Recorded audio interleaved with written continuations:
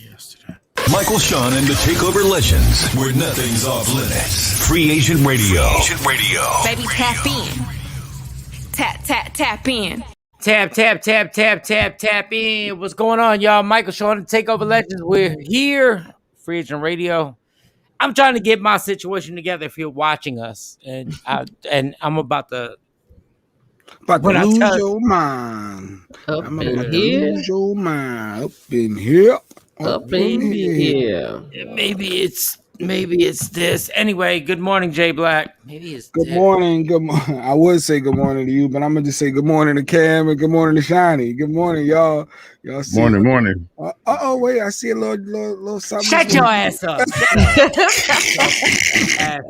Don't nobody give a damn what you think. Leave it alone, Jay. When he gets to this point, ain't no fixing it.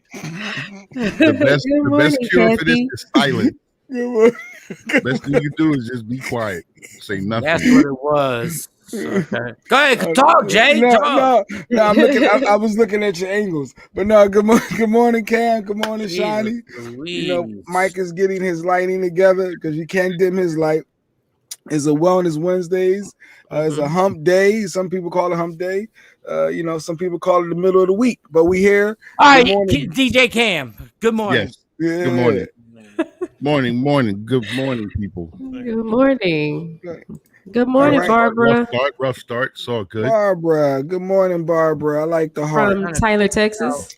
Tyler. Nice. I had the whole thing figured out yesterday. I have no idea what's going on. Okay, Cam, good morning. Say something so Jade ain't got to talk. Nigga, this person irritates me. Like I was saying earlier, Jay, silence is golden. No. Sometimes you want to use your inner voice. Use the inner This is one of those situations. Me knowing Mike, he's the irritator that just wants to irritate for no reason. Mike, I still see the glare though. Mike, I still see that was inner voice. That was inner voice comment. Shawnee, how's your day? It's going good. I can't complain right now. Frustration. Good morning, people watching. We're gonna get it together. Mike, his lighting is a little bright. Got him looking like Casper over here. So he a little frustrated. Oh, he can hear again. Let me be quiet. Let me see. Can't make you look like Casper.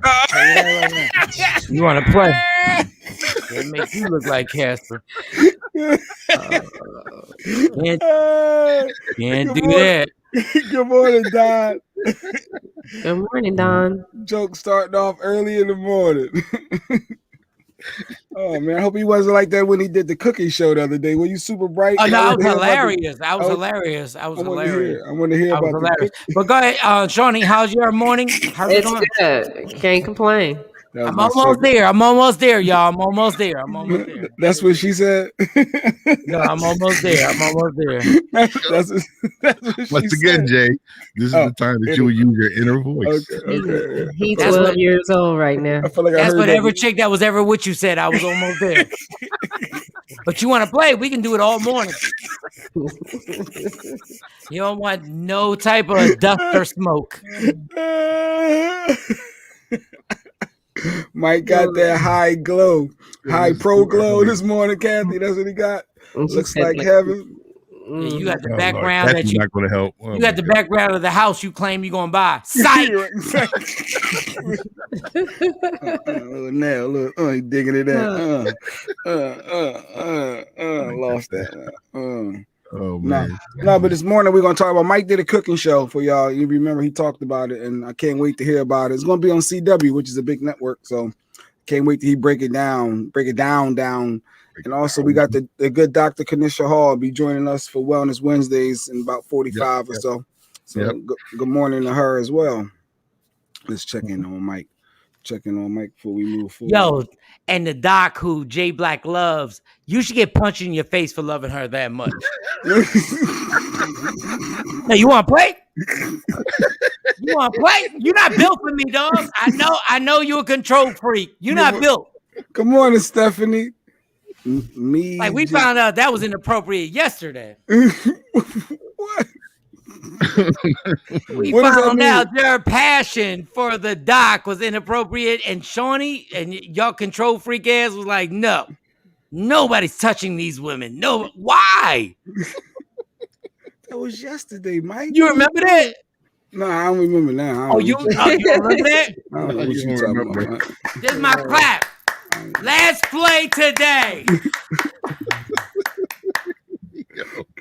Let's play today. All right. Inner voice. Michael, Shawn, TakeOver Legends. We're here. Jay Black, DJ Cam, Shawnee Scott. It's gonna be fun. We're gonna have fun. Yeah. He woke up and chose violence. Yeah, he woke up angry this morning, all because his lighting is too bright. I was trying to get stuff right. Then I looked at the TV and I was like, yeah, I just gotta tap my sweatiness off my skin. I'm good. Okay, my peoples. Okay, good. Thanks. I learned a little Spanish today. So good morning, me Gentile.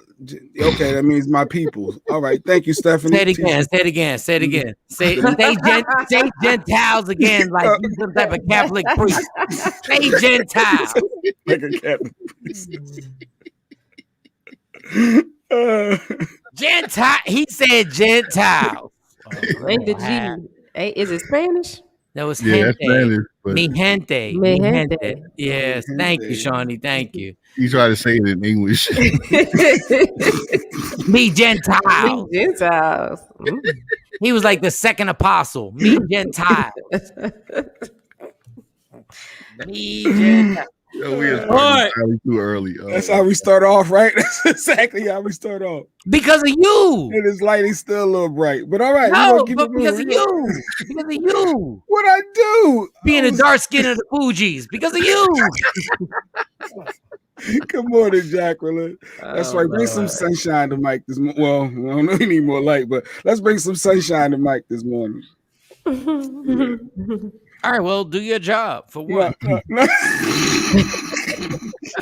For what? Oh. My goodness. I wasn't ready. Set up the show. Because when Josie asked you to set up the show, it'd be set up. I'm going to set my light up, Jay. Tell them what the show's about. I was trying to minute. All right, here we go. So today on the show, on this hump day, on this Wellness Wednesday, now we do have our lovely doctor, a guest that's going to be joining us in a little bit and going over some mental illness. We're going to have a little serious talk a little bit about mental illness. But I wanted to hear about Mike recap from his cooking show. CW doing this cooking show is airing real soon. I want to hear about it. Let's talk about it. Yeah, but you telling me to talk about it don't make me talk about it. Listen, there's also the top 10 female rappers of all time. And I wanted to do that. Did we do that yesterday? Yeah. Okay. We did and we didn't. Yeah, because Cam didn't get to say, because Cam is actually the person that should be, like, we really should fall back on the top 10 female rappers of all time. We really, like, because Cam didn't really get to spit anything. But okay, what's the first story right now? Well, the first story is we got to pay off Phil Jackson. I know yesterday we talked about the coach Phil Jackson from NBA and some potential racist comments that Scottie Pippen had against him or towards him. And lo and behold, a quote came out to support Scottie and some things that Phil said. Also, they announced the next versus battle that's coming up. We should hit on that as well. Mike's he'll be back. No, I'm trying to check this. There's something I'm not doing right. Oh, that's what it is. That's what she said. That's what she said too. Oh. There's something you ain't doing right. There's something that happened to my computer. With the settings. Oh, wow. What in the world? Wait a second. All right, y'all talk. That we all made is the problem. Technology. I might have to tap out for the rest of the show. Wow. Why? Not. Why? Wow. You gotta redo something. Why? Or the update has to run or something. I don't know what they took away, but my webcam got taken away with the options that I can actually put on. So that's why it's looking crazy. Just unplug it and plug it back in. It's probably not detecting it. Unplug what? The webcam. From the USB. Just unplug it from the computer and plug it back in. All right, bye, y'all. So want to take a look? Bye, y'all. Bye, everybody. It's Michael Shawn. He said that like he was leaving for summer break. He was sad. I'll see y'all later. The mom said I had to come inside because it's dinner time. Last time he wasn't here, I was prepared and we did the show without him, but I was ready because I knew it was happening. He just going pop, pop, bam, bam, bam. Yeah, finally, Phil Jackson. Wow. Oh, this is the problem. I believe it. We see y'all. Yeah, so I mean, we could dip into that, or we could just take a quick break and let Mike fix that. What's the Wait a minute. What's the what? The break we ain't been on, but 2 minutes. All right, well, let's go. Let's go. What you want to go? Who made the comment? Who supported the comment? Stephanie. Phil Jackson situation. That was Stephanie. Well, she was saying, finally, Phil Jackson, I believe it. We see y'all. No. Finally. But, Jay, you said someone actually was kind of co-signing what Scotty was saying. So we probably should replay Scotty yesterday because we played Scotty talking about Phil Jackson. And then we have two quotes. We got two. I got two of them. Let's play that recap to refresh people, and then we can come. I guess receipts. When you make comments like that, people start pulling out receipts. So a receipt came to highlight. Nah, Scotty got some legs to stand on here. So let's play that clip. Here's Scotty. The GQ article. I understand from the basketball standpoint, but when you say a racial move, well, why would Tony, who was a rookie, get the last second shot, and you put me out of bounds? That's what I mean, racial. Like, that was Scottie Pippen's team. But Scottie Phil Pippen then was on pace to be an MVP that year, right? Yeah. Okay. Well, why would you put him in a position not to be successful? Why wouldn't you put him in a position to succeed? Michael Jordan is not there. So who's next in line for you? But have you talked to Phil about this? Because by saying a racial move, then you're calling Phil a racist. I don't got a problem with that. So that's what we play. I'm back. Uh-oh. Casper. Yes, no more Casper. All right. Back, bitch. Yes. I'm back. That's directed to Jay Black, Jamal, Spanky. Bitch, I'm back. So all right, he's had all he doing a happy did. That arms. Remember, less than 4 seconds. 2 or less. Prayer arms at the 2. Oh my God, Cam! Let me tell you, while I was gone, you were amazing. Shawnee, you were amazing. Jay Black sucks. He fumbled at the 1. Oh God, Jay Black is horrible. When he gets the lead, he's the point guard. He's horrible. He wasn't running the show, huh? Kathy said, "Mike, don't go." Jay Black and Scottie Pippen. You my Scottie Pippen, son. I was about to take it over, Kathy. Then Mike, you wasn't gonna take nothing over. You was gonna do a whole bunch of radio. Well, now we'll go to this clip, and it's 29 after the hour, and it's partly cloudy. It's gonna be 98 degrees. It's gonna be shut your ass up. Let's play today. We gonna play today. We gonna play today. He's still mad over it. Yeah. For those who don't know, we'll get back to Scotty. I know Jay Black. Jay Black's still mad from yesterday.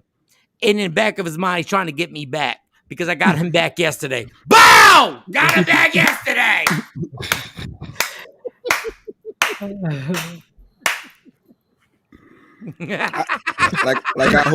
I hold grudges or something like what? You hold grudges. Who, me? But you got it. And Shawnee, we're sorry because you caught the heat.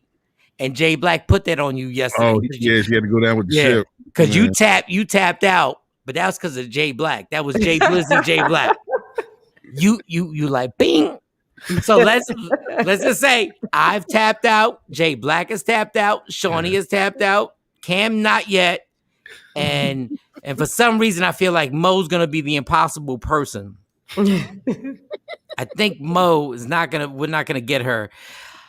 Stephanie said, I used to work for a doctor, and the no is for Mike leaving. Oh, okay. Phil Jackson is not surprising. I used to work for a doctor in Chicago who grew up in the family Jackson, and his kids would visit. My boss, I caught them talking ish. Mike back, yeah. Thank Mike's you. Back, yay. All right. Now, Scotty, I appreciate what you're saying, but you're saying it at the wrong time. The fact that you said that the coach wouldn't put you in, and we said this yesterday. I understand you should have gotten that shot, but you should have gone in the play, because when Tony Kukoc wins the game, you look crazy now. And I don't think Phil Jackson was racist for that one moment. For those who don't know, the shot before that, Scotty got a shot, and he shot it off the top of the backboard. There was a shot before that where he shot it off the top of the backboard. Then Patrick Ewing came down. Patrick Ewing made a bucket, and Phil calls timeout. Why would I call a play for you when you just shot the last shot off the top of the backboard? So he gets the white dude, the European dude, and says, hey, Scotty, basically, if you go out there, they think this play is for you. Yep. So let's get it to a guy who's a better jump shooter than you. Tony Kukoc is a better jump shooter. He just is in life. Yeah, even as a rookie. Yeah.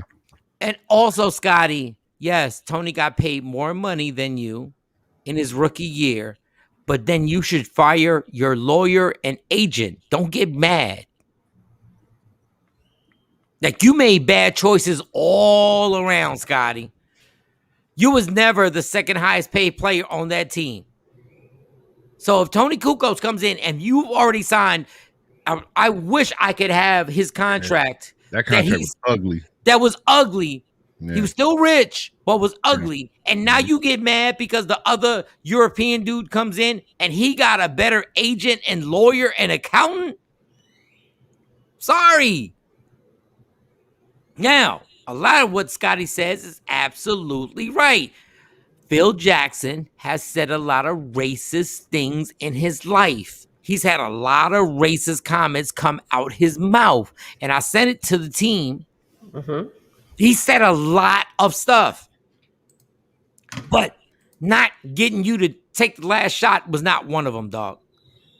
You're not going to do that in front of 20. I think Chicago Stadium was like 23,000 people. He's not going to do that at that. He put the play out that he thought would really work. And guess what? It worked. Here's some of the comments Phil Jackson made. October 2005. The players have been dressing in prison garb the last 5 or 6 years. All the stuff that goes on is like gangster, thuggery stuff. It's time. It's been time to do that. That was him saying that a dress code was supposed to be in. AI done came in the league then and messed it all up. That's what that was. But go ahead. Okay, so on the low. Garb. So on the low.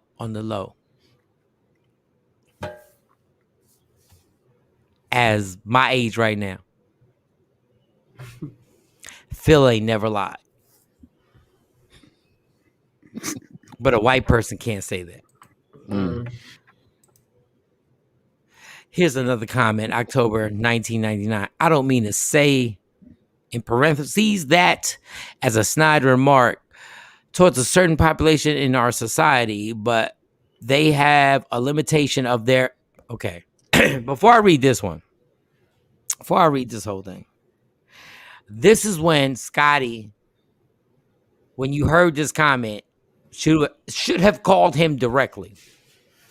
I don't mean to say that as a snide remark towards a certain population in our society, but they have a limitation of their attention span. A lot of it probably due to much rap music going in their ears and coming out their being.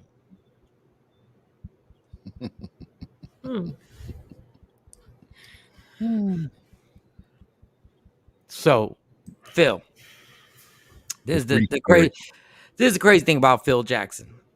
Your entire coaching career was based on Michael Jordan, Scottie Pippen, Shaquille O'Neal, rapper, Kobe Bryant, rapper. They made you. They made you. They actually made you. Just put that second comment back up, please. Put that second comment. Yeah, the second one. The first one I ain't got no problem with because we were wild. But the second one. This. Okay. And put that one on right there. I don't mean to say as a snide remark towards a certain population in our society, but they have a limitation of their attention span. That's called, they were black guys who didn't hear you, Phil, but they have a limitation of their attention span, and a lot of it is probably due to too much rap music going in their ears and coming out their being. Now, mind you, Phil Jackson is the same guy who was getting high at Woodstock and doing all types of drugs. But now he was a hippie. He was a hippie when he played, when he was in the league. Yep. So, Scotty, your problem is that you said he was racist, but you brought up your selfish BS needs. He's been racist. He said racist statements, but you're mad because you couldn't take the last shot. And Scotty, this is why you're a weak person when it comes to basketball. Let's say he calls the play. He says you're going to inbounds the ball. And you sit like a bitch on the bench. And you say, I'm not coming on the floor.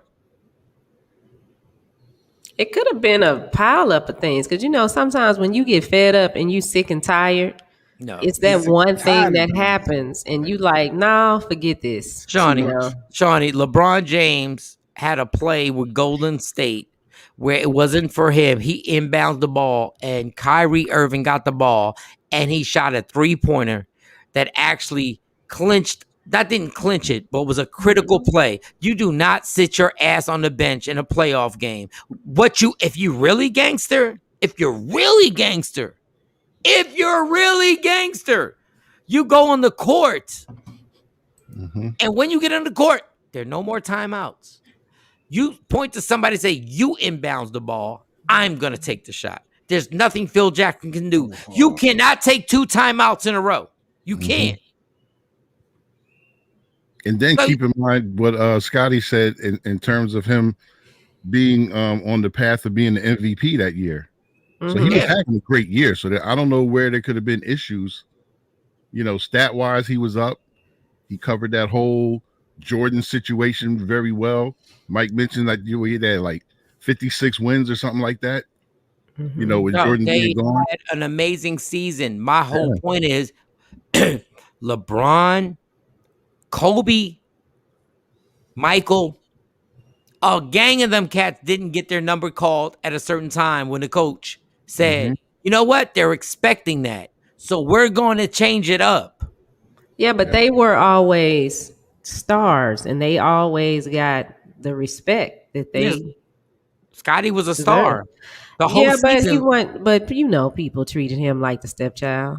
No, Scotty, that's bona fide. Scotty played in them same All-Star games as Jordan did. I know that, and I understand that. Top 50 player in the I understand that, ever? But when people talk about Scotty, they don't give him as much love as a Michael Jordan, a Kobe Bryant, or even a LeBron. But what I'm saying is that bench didn't help that.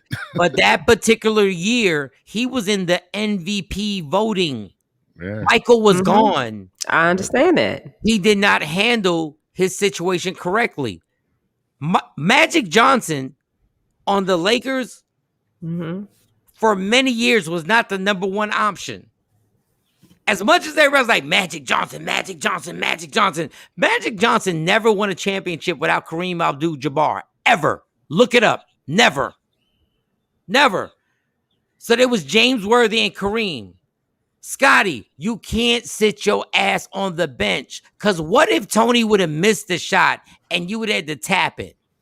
Well, then he'd probably been like, well, y'all pay him. That's his job. He should have figured it out. No, that's not how sports is done. I understand that, but that might be how he was feeling. Yes, but you're in your feelings.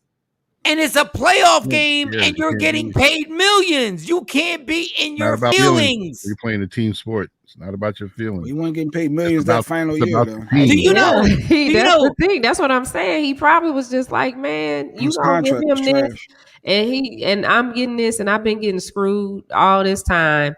Forget y'all. Figure it out. Yeah, forget. That probably was his attitude. So it was forget y'all. Why are you writing a book about it now? So he can make up the money that he didn't get paid. Because your decision was wrong. Because Kobe Bryant in Game 7 against the Lakers and the Boston Celtics, Kobe Bryant had a bad game. He just had a bad game. Coaches is setting up plays for other people because you can't hit nothing today. Mm-hmm. Kobe Bryant, the most aggressive, the most Mamba mentality, was like, pass it to Ron Artest. It ain't my shot because I can't make it today. Mm-hmm. I don't know. I get that. I understand. But what I'm saying, I'm not saying that Scotty was right for doing what he did. He wasn't right. But if we put those players side by side and look at the level of respect they got, Scotty hasn't got the type of respect Tony, those players got. Scotty is in the top 50 of all-time players. I understand that. And guess what? And you don't get the respect because if you quit in a playoff game, you did that to yourself. But even before that, he didn't get the same respect as a Michael Jordan, a Kobe, or a LeBron. Okay, because he's not Michael Jordan, Kobe, or LeBron, but he's Scottie Pippen. Yeah. Okay. He could have been treated better. But he's Scottie Pippen. Like, you're not on that top tier level. You're on the secondary level. You're not Michael, Kobe, LeBron, Wilt, Bill Russell. You're not. But then your name is there. Yeah, but that's probably not enough for him. Well, goddamn, your talent skill wasn't there. That's not. He's an amazing player. Michael Jordan said, "I could not win these championships without him." God damn! If the greatest player ever says that, what else do you want? The bag to go with it. The what? The pay to go with it. He's filthy rich. He's rich. No, that's fine that he rich. Yeah, his contracts were terrible. Yeah, what it was, his first contract was for a combined $5 million, and that year that he sat out, the league base was $3 million for a year. So he was clearly underpaid. So the rookie came in making more. And so was Jordan, but for the record, so was Jordan. Jordan was making money off of his sneakers. He was not making money off the NBA. But compared to what these players get now. Cam's absolutely right. And whose fault is that? It's your accountant, your lawyer, your agent. Scotty even said it when he signed that contract. His family needed that money, so he just signed the contract. And Scotty, don't get mad because you signed for a boatload of money when you went to Portland. A boatload. He got it all back. And you signed for a boatload of money with Houston. So stop. My thing is, no, he's bitching. No, but owners should have a little bit more. People should just do the right thing. That's the part that irritates me with a lot of stuff. And I know in a whole bunch of careers, people get screwed because they don't know how to negotiate or they don't know how to ask. But it's like, well, dang, people can't just be decent and say, okay, this is how it should be. I mean, we that greedy? Okay, yes, we are. Some people are. Okay, well, I'll give you one better. The Chicago Bull owner said he asked Scotty and his team twice, are you sure you want to sign this contract? He asked them twice. Are you sure, in the documentary, are you sure you want to sign this contract? And that owner said, if you sign it, I'm asking you twice. Are you sure? Because if you sign it, I'm never renegotiating it until it's done. That's not on the owner. That's on Scotty. Morning, Chartice. Good morning, Afro Queen. Good morning. Good morning, everybody. Yeah, so look like Jordan was out of the top 50 players. Jordan, of course, is number 1, and Scotty was ranked 25 out of 50. So he made the top 50, but Jordan is I mean, he's not number 1, but we ain't got enough time for that. But okay, cool. What was it's never too late. It's never too late to speak your truth, as Stephanie said for Scotty. It's never too late to come out and and speak up. Yeah, but Scotty, you can't call somebody racist based on he didn't give you the ball in a play. Like that. I think he was just using it as an example, Mike. That wasn't an example. Racist. That was his whole. But he didn't say that. No, he didn't. The man said that, and he said, "I don't have a problem with that." Yeah, that's what he said. He didn't say. So if somebody says Jackson is racist, okay, so Shawnee, if somebody says, Shawnee's a hoe, and then I go, well, I'm good with that. Yeah, you agreed to it, you co-signed it, but you're not the one that said it. Whoa. So if I agree to that, you ain't got a problem with me? If somebody says, Shawnee's a hoe, and I go, well, I'm good with that. Okay. How would you feel? Well, that's how Mike feels, No, I'm saying personally. No, I'm saying personally, would you be like, my friend ain't stand up. My friend ain't stand up and speak up for me. They'd be like, for real, you put me out there like that? But they not friends. Scotty and this dude ain't friends. First of all, they have been through stuff that Scotty will never be with a personal family member. Right, because of their work relationship they have. Phil Jackson and Scotty have been through more stuff than a personal family member. So when you say, I'm good with that, that's a lot. But if we don't know what's happened between them behind the scenes, because in the boss employee relationship, some stuff can happen, and as the employee, you want your job, you want to keep your job, so you deal with some stuff, and it's some stuff that you let slide. So He sounds frustrated, and like now he just he having a mental breakdown. Like this is a perfect day to talk about this. He just having a breakdown, and he's letting everything out. But I don't think it's a break. And he's trying to sell books, and then this documentary. So he needs y'all to buy the books. And no, I totally get that spin on it. But my thing is like, okay, well, how do you go from playing with somebody for that many years, and now you're like, this is more about you being mad about what? Because he might be mad about everything. He might be mad about his ex-wife, the stuff that they went through, because they did get back together after the Future thing, and now she out here doing more stuff. Yeah, but that's not our problem. My thing is be accurate on what you're saying. Don't call it. We just gave evidence that if you want to say somebody's a racist, you can say those comments are racist comments. But you're doing it over your personal stuff. You're doing it over your personal stuff, which means he really wasn't a racist because he had to coach black men that were making more money than him his entire life.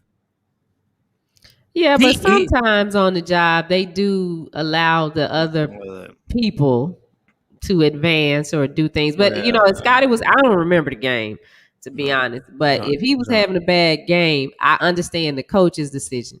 Yeah, but I understand how he's feeling about that too, because that's real and that happens on the job. They'll give the other person the promotion over you just because. But he made the wrong example. If I give somebody a promotion and they win and they turn the company around, then you got to shut up.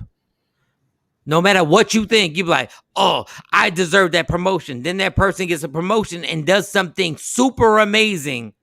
That's when you got to fall back and be like, Tony Kukoc won the game. Yeah. He won the game. And if you say, well, you're saying that Phil Jackson's a racist, and Scotty says, yeah, I'm good with that. Do you really think Shaquille O'Neal would have really dealt with a racist coach? Yeah, Shaquille O'Neal do. I think all of the players. All right, Shawnee. Now you're out of control because Shaq controlled and Kobe controlled and Magic Johnson controlled the Lakers. Magic got head coaches fired. If Shaq wanted Phil Jackson out and Shaq ever thought he was racist, Shaq could have got him fired. He's making $7 million. I'm making $50 million. Like, we're not gonna do that excuse. We're not gonna. That's my opinion with sports. I think the players put up with a lot. Not in basketball. That they don't necessarily have to. Not in basketball. Just to get the check. Just to keep the check. No, not in basketball. If they control basketball, then then I guess that's different. Yeah, not in basketball. If the best player on your team don't F with that coach gets fired. Magic Johnson, after his rookie year in 1980, got the coach fired. Yeah, West was... And they won a championship. And he was like, he got to go.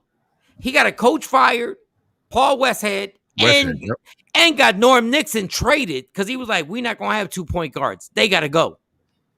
The LA Clippers. And traded him to the LA Clippers, which is ironic. But Scotty, I've been on your side the entire time. All right, what's next on the show? Oh, whoa. Wait. No transition, no segue. No segue zone. Oh, the no segue zone. Has anybody seen the Fast and the Furious? Did I talk about this yesterday? Because I forget. Nope. It's on the list for the day. Fast and the Furious. Didn't see it. Nope, I ain't see it yet. I guess you saw it. I went to go see it with my kids. You loved it. You loved it. Oh, I could tell your voice. I could just tell. He's a little disgusted, I think. Yeah, you loved it. It was so I am a Fast and Furious fan when they were just racing cars and being illegal. I was also a Fast and the Furious fan when The Rock came on. Mm-hmm. And everybody was scared because The Rock was an overpowering character. Okay. So I went to the movies to go see Fast and the Furious 9, and I said, what's the worst that can happen? They're going to bunch of cars doing stuff and everything. And it got Ludacris and Tyrese. And I feel a connection with Ludacris because I remember Ludacris coming and we interviewed him and spitting freestyles. And I love the fact that Ludacris, I love that. I love Luda doing that. So I go to watch the movie. And I'm sitting there, and now the seats in the movie theater recline back. They recline back. So you're good. And I'm like, which leads to sleep. Okay, normally.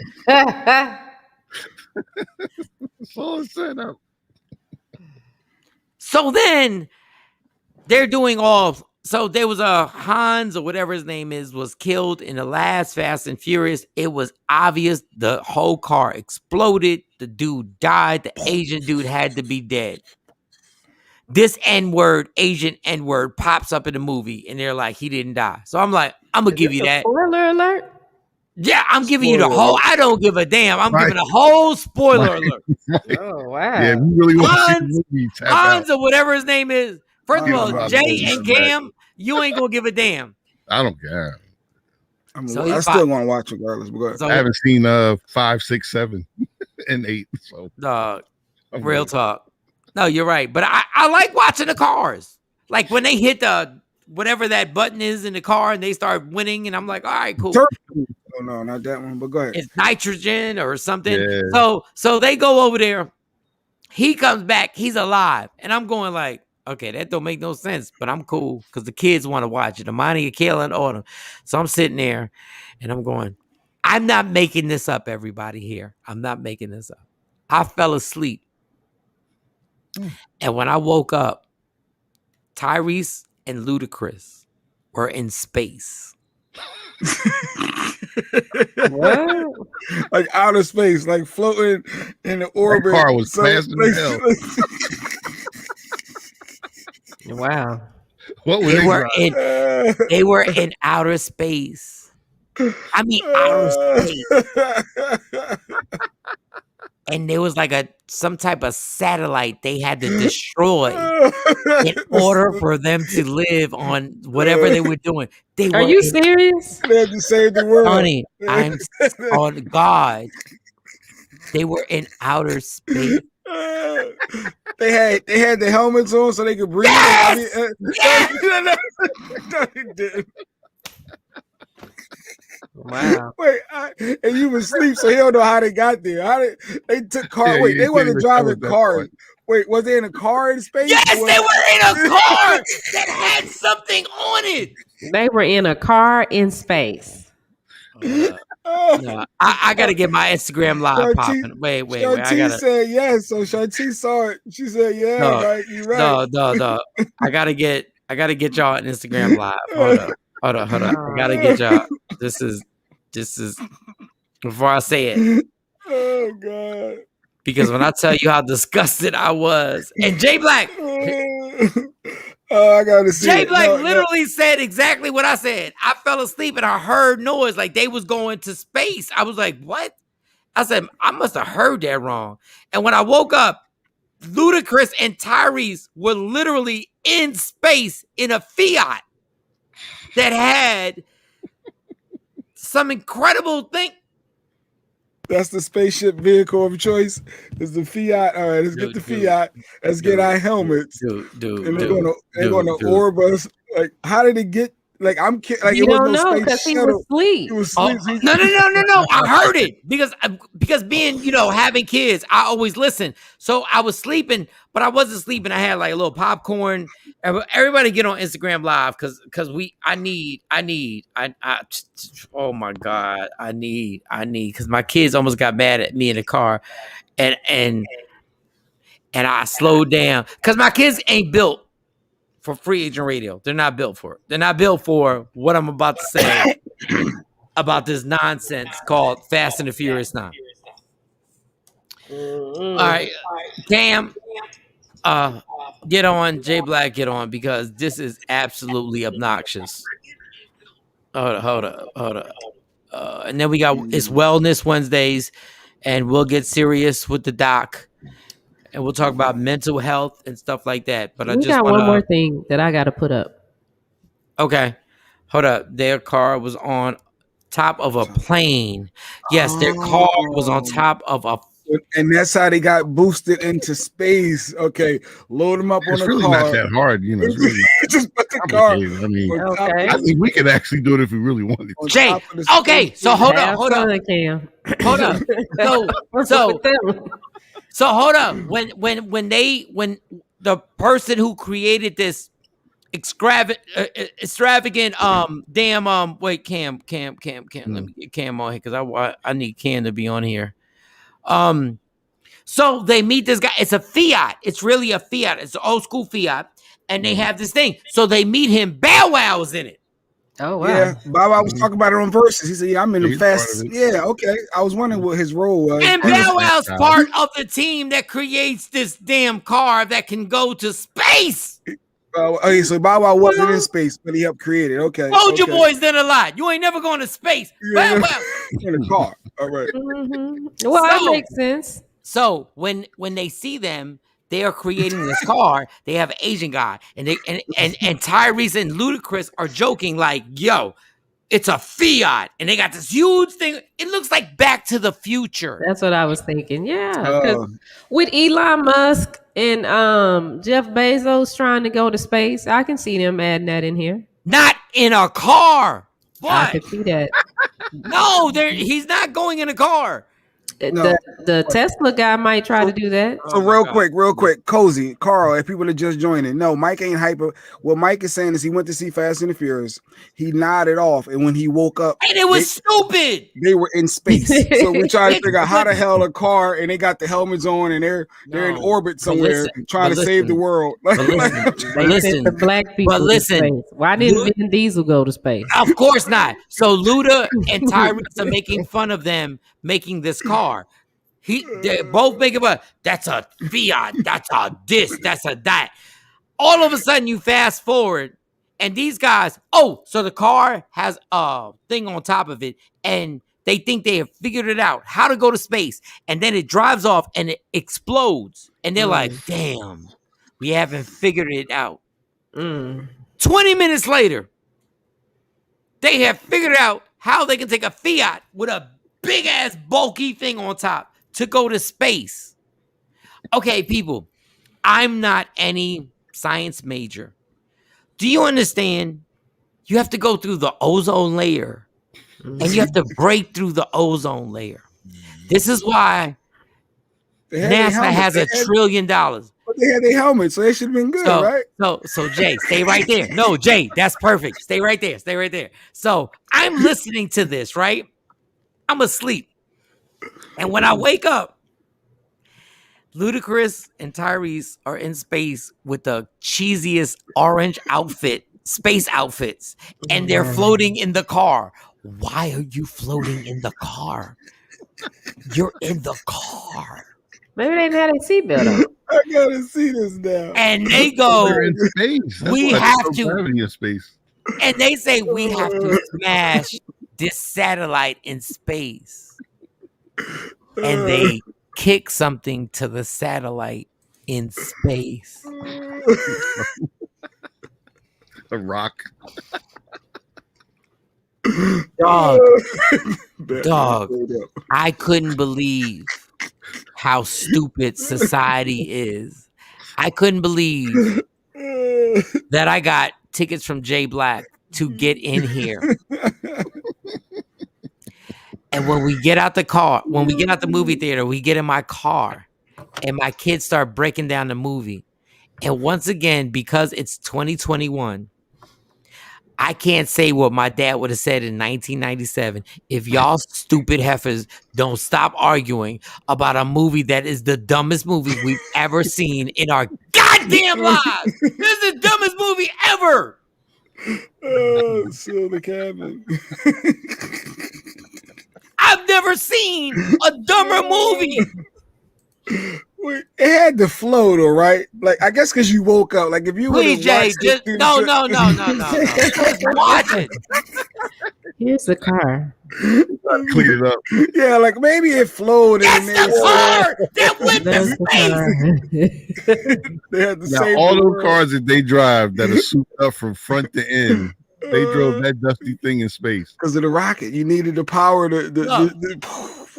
and this is why I can't talk to my kids and my family, because if I would have said this the way I want to say it, this is the dumbest movie I've ever seen. They'd be like, Dad is tripping. Dad, look at that car. That's the car that went to space. Yeah, that's Back to the Future right there. That's ridiculous. Yeah, that's all the way Back to the Future. So 1985 is ridiculous. I might see Michael J. Fox in it right there. Yeah, like, he's in the passenger. Yeah. Fast and the Furious 9 is the dumbest movie I've seen since anything. It was a Pontiac. Yes, Billy. Thank you. It was a Pontiac. You're absolutely right, my dude. The Pontiac, those cars were known for people dying in them on head-on collisions, but it made it to space. Yeah, they are. That's them right there. Hey, they saving the world in a car in space. They look like the Wishicott mugs. What's the little memes? The minions. They the minions. The minions. Yeah. Like the minions. That's Kevin. Yeah. Okay. Y'all, do you know we haven't seen any astronaut ever wear something that bulky since like the 60s, since like 69 when they first landed on the moon? They had these, and I said, wow. Where's McFly? Look at this. Where's Marty McFly? Where is he at? There you go. Oh, we going to space, son. They went to space and they just all they had was aluminum foil over themselves. Like if you look at the picture, he got his AirPod bud in his ear too. I guess that works in space. I don't know. Yes, that works in space. That's their microphone. That's how they got it. Hey, Bluetooth work. All right. They got Wi-Fi connection in space. Yeah, cozy. Ain't no traffic in space. Not at all. Oh God. It's the one. It was the pause. It was the one time Tyrese was in space. His lips were not chapped. It was amazing. I was like, wow. Look at this car. And I heard my kid. So Stacey's in the passenger seat, and then the kids are in the back. And they're talking, yeah, and Monty's trying to justify it. She's like, oh, yeah, but, they're secret agents and stuff like that. So my thing was this. I couldn't take it because I'm like, once again, I'm the asshole dad. So if I say what I'm saying right now, everybody is taken aback.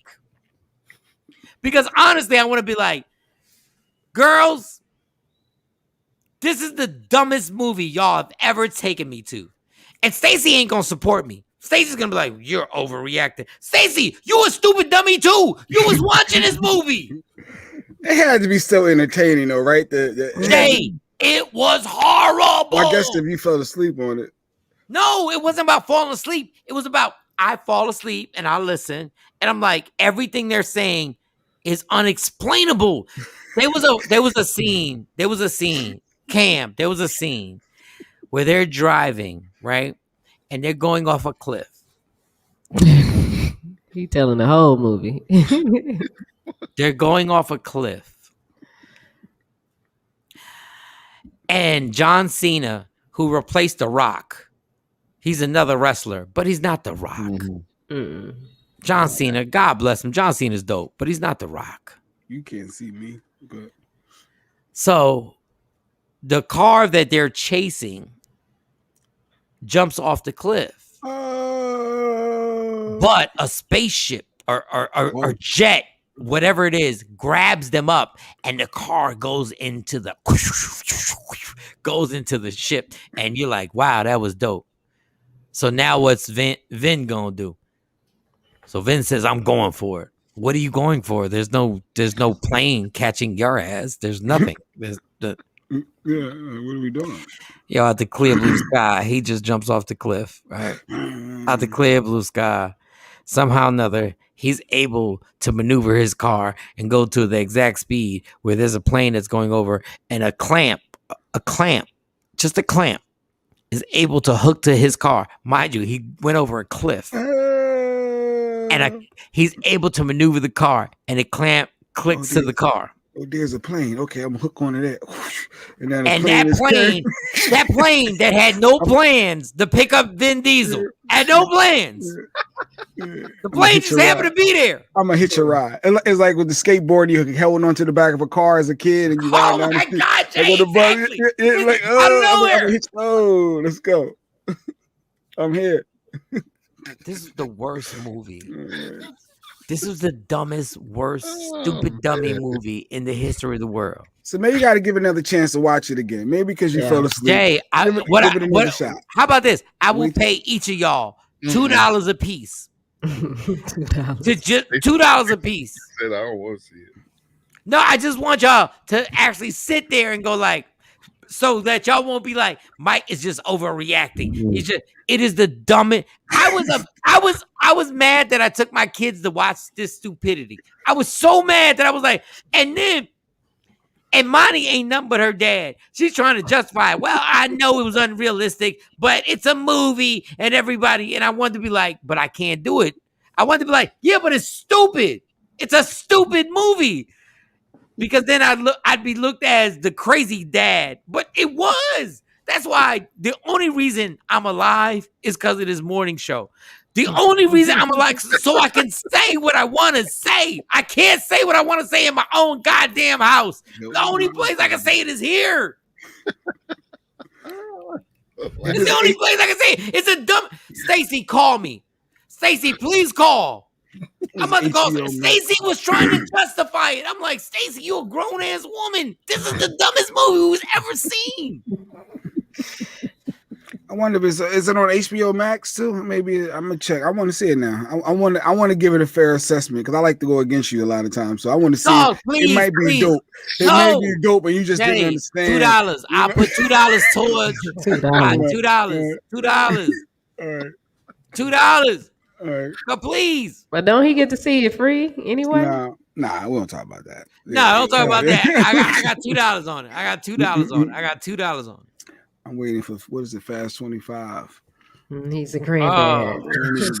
Dog, it was ridiculous. Yo, there was a part I don't care about. There was a part right where him and his girl, they have lived a happy life. They're secluded. They're chilling, and then all of a sudden, here comes Tyrese and Ludacris out of nowhere, and they're like, "Whatever, so and so is alive, and you're living a good life." Let me tell y'all something. Cam, J Black, Shawnee, Sexy Mo, Big Rob, Ryan Banks. I'm trying to think of all the friends. Dr. Smith, aka Fearless. Mm-hmm.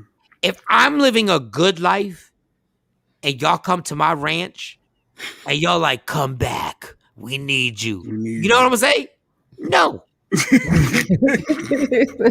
No. We need you to go into space and save the world. We need you, Mike. Mike, there's a comedy show. Now I'm living a good life. Everything's better. There's a comedy show. And if you do it, you can save the world. I'm going to go, no, but y'all can stay over if y'all want. Like, if y'all want to sleep over, because I know y'all drove a long way to ask me this question. Like, y'all drove. I know y'all drove a long way, but come on, we'll make you something to eat. Like, no, Mike, the comedy world needs you. They need you to come back. And I'm but let's talk outside. That might be Jay Black, but that's not his voice. But let's talk outside. And then he'll bring Cam, even though Cam knows I'm right not to come back. But Cam's like, there's a lot of money involved. And then Shawnee's sitting there. Shawnee's already negotiated a bunch of stuff. So we're all outside. Shawnee's like, we got sponsors and all that. And I like my black and mild. So Shawnee's on my right, Jay Black on my left. Cam is to the left, because Cam knows this is wrong. Cam knows I'm living a happy life. Wrong. But these two shank tark mother right here, Jay Black and Shawnee, on my sides. They on my sides. This all goes back to Fast and the Furious. Vin Diesel is living a good life. The son is good. The girl is good. I'm sitting there. I got my kids, and the ranch is beautiful. And Jay's like, yo, you need to come back and save the world because the comedy thing ain't the same, or whatever. I don't know why I got him sounding like he smokes, but Hey, Mike. Yeah, right beforehand. Hey, Mike, before you go, I got one more thing real quick. Real quick. And then Shawnee says, so-and-so wants to sponsor for $500,000 or $500 million, whatever the price is. And I'll take a hit from my black and mild and say, no. Wow, $5 million? If I'm good and I'm chilling, I told y'all. I'm good. I'm like, we kidnapping him. Jay, cover his head. I'm like, cover y'all, his head, Jay. Pick him up, Cam. I'm like, go. we got some roast beef in the house. If y'all want some roast beef, we got some. I know y'all be drinking, and I'm drinking now. I'm drinking again too, also because I'm living a perfect life, so everything's good. And no. Oh man. That's when we kidnap you. Jay got the thing to go over your head. Cam got the zip ties. We take you off. Let me tell you what I'm not doing. No. If I'm good and when you watch the movie, you're going to see they had peace. They were peaceful. He's teaching his kid how to build cars. He got the little son. He's like, this is this. What do you do when a muffler or a whatever, or I don't know, some transmission goes down, and the kid goes, you use this. They're happy until these two N-words, Luda and Tyrese, come driving up. We need you. The hell out of here, dog. I find you've got to be kidding me. That movie made me so I'm so mad at that. But I'm happy that I'm really happy that Luda and Tyrese have made so much money off of this. I'm happy that Vin Diesel has done this. Like, I'm happy that they're collecting checks. The movie was just horrible, but they made a horrible movie because the people who watch it are horrible, because everybody really fed into this nonsense. Mike, you just bringing out the best in your life, and that's what's up. I don't know how to take that. Somebody kidnapping Mike would be worse than that movie. Yes, because who are you gonna get a ransom from? Like, who are you gonna be like, yo? The $5 million. Stacey owns everything. Like, Stacey knows all my account numbers. She's gonna like keep them. But speaking of something great that you were a part of that you haven't shared with us or the audience before we bring up our guest. Oh, wow. Shawnee trying to be nice. Yeah. So July 10th, CW 33, Chef Ricky Booker. I don't have a major part in this, y'all. So I don't want y'all to think that I'm doing jokes and all that. I'm just the announcer. I'm in front of the band like Black Thought and Jimmy Fallon. Like, I do the announcements and then I chill. It's all about Ricky Booker, Dee Dee. I saw Dee Dee. We had a great time. We were talking, and she's crazy as ever. And we didn't bring up the devil White Gary. We didn't bring him up. Oh Lord. No juice. We ain't got no juice. No. No tea? You ain't got no tea to spill? Nah. It's all love with Didi. Didi is all love. It's all love. The devil, the no, white. not with Didi, but you know. Yeah, we thought she would give you a little something. Yeah. Because I wasn't even trying to put her in that situation, and you know, she knows he's the white devil. She knows the white devil is White Gary. Y'all can send that to White Gary. Y'all can send that to White Gary if you're on my Instagram live. He's the devil. Yeah, he is. But we had an amazing time. We had super fun. We just ain't bring up the devil. Action said it was his birthday yesterday. Whose birthday?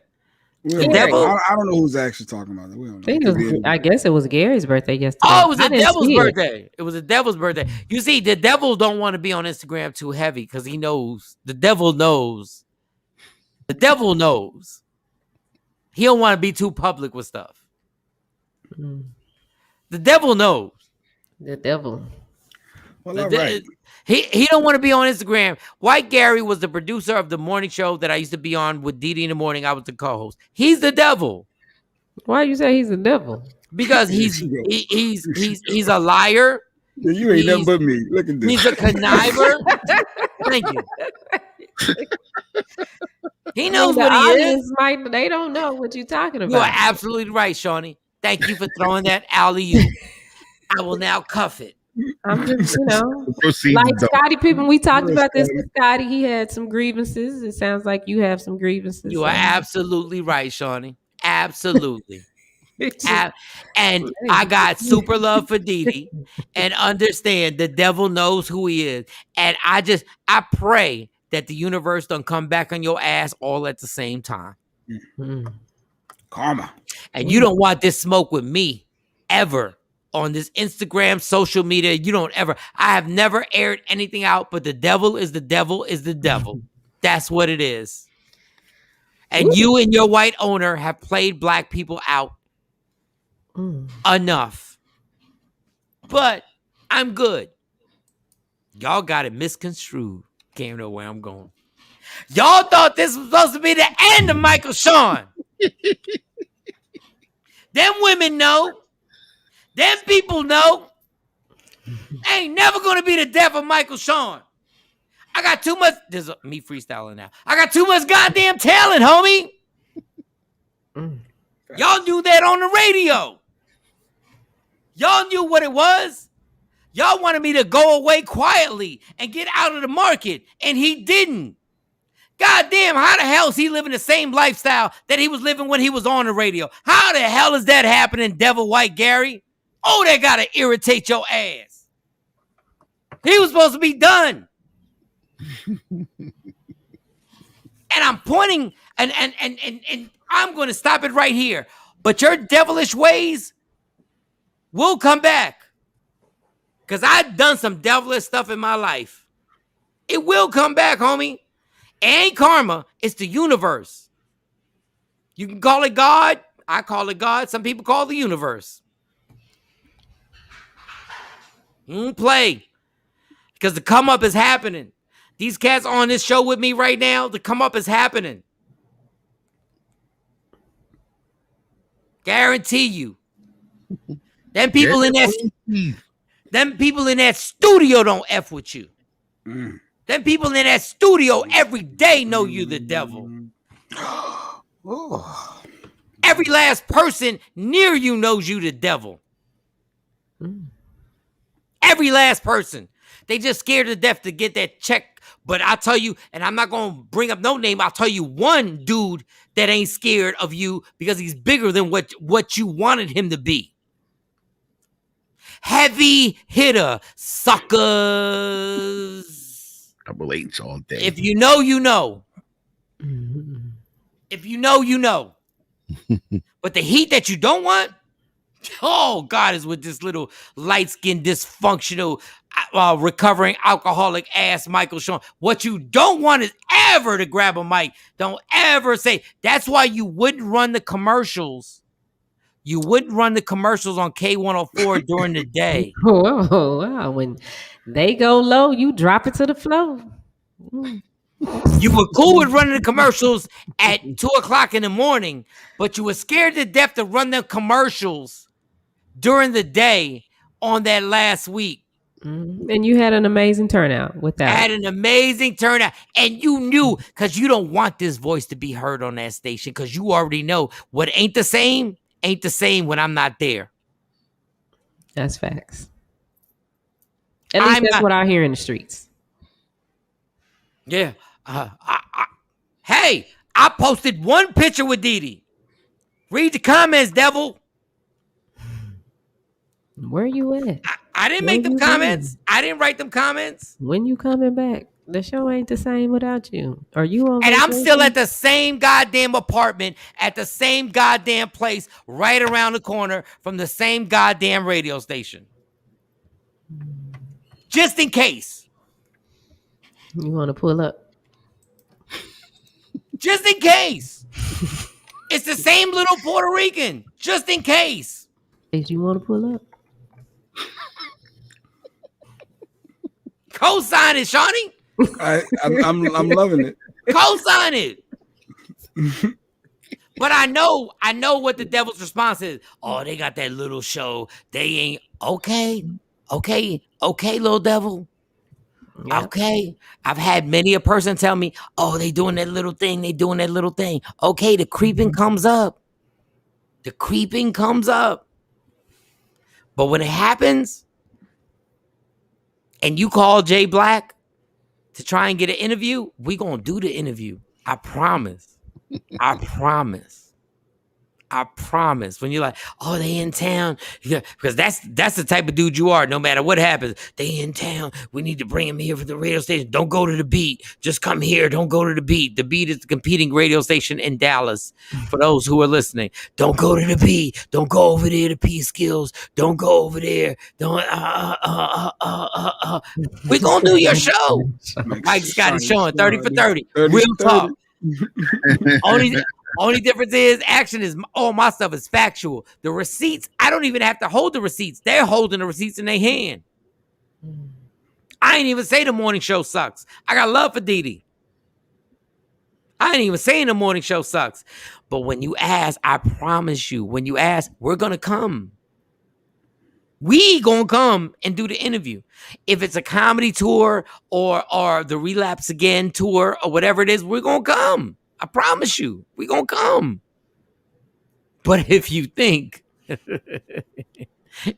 we gonna do what you do with people that you hate on, including Dick Gregory that you made fun of when they wanted an interview with Dick Gregory, and you made fun of Dick Gregory. How do you make fun of Dick Gregory? An iconic comedian and civil rights. You made fun. The white dude made fun of Dick Gregory. We gonna have Dick Gregory on here? Mm-hmm. Am I lying? Hey y'all, go send that to him. Go send it. Tell him to join. Tell him to join up now. Am I lying, white dude? Did you not make fun of Dick Gregory?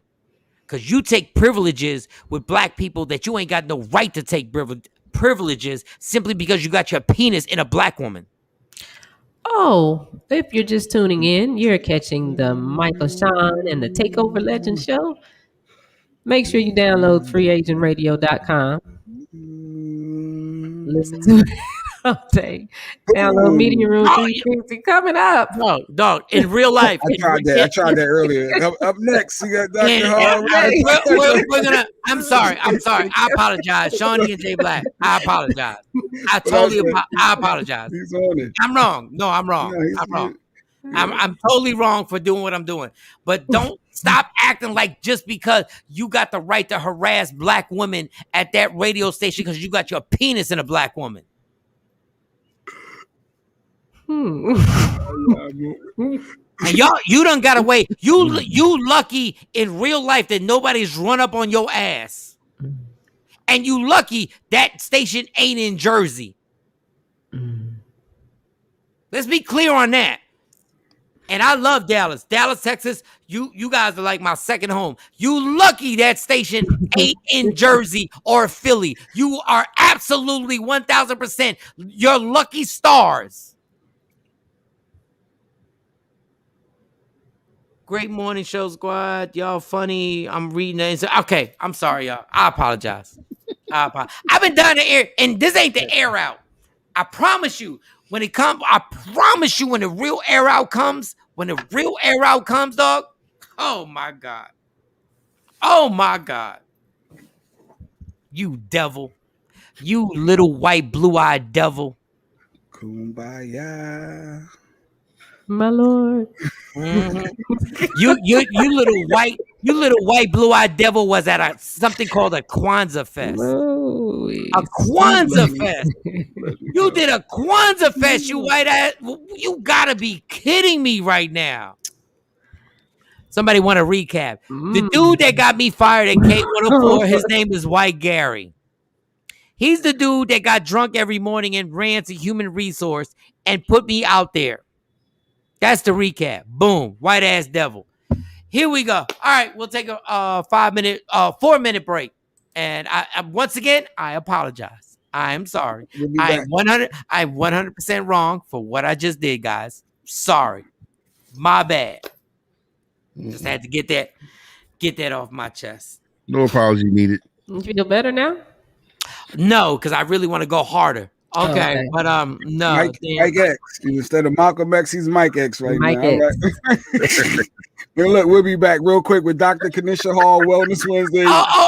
And just real quick, KaNisha Hall Wellness Wednesdays. If you have any questions for the doc, y'all, 609-699-1386. Please, if you have any questions, please call 609-699-1386. Get on the phone lines now or on Instagram Live, and you can have your questions. All right, Michael Shawn and the TakeOver Legends. Yeah, yo. What up, y'all? It's Michael Shawn from Michael Shawn and the TakeOver Legends. And just in case you missed the show, check this out. We don't like seeing Satan bend somebody over. Michael Shawn and the TakeOver Legends, where nothing's off limits. Free Agent Radio. He was doing a video for all those people that said he was going to go to hell for being gay.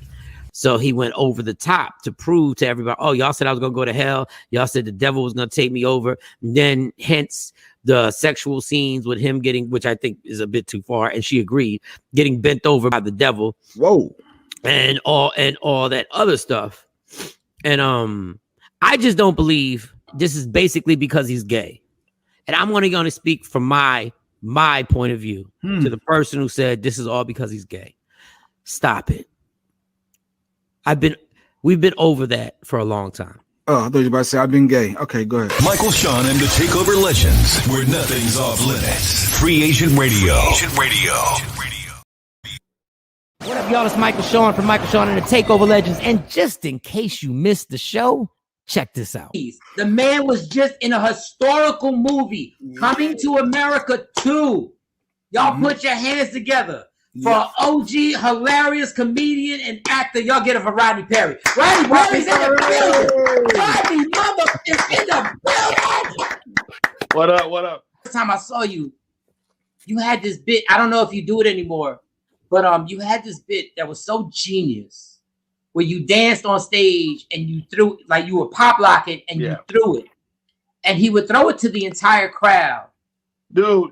It's the dude I did in Detroit last weekend. This dude acted like he was waiting his whole life for this moment. Here it comes. Man, dude, I was like, dude, that's enough.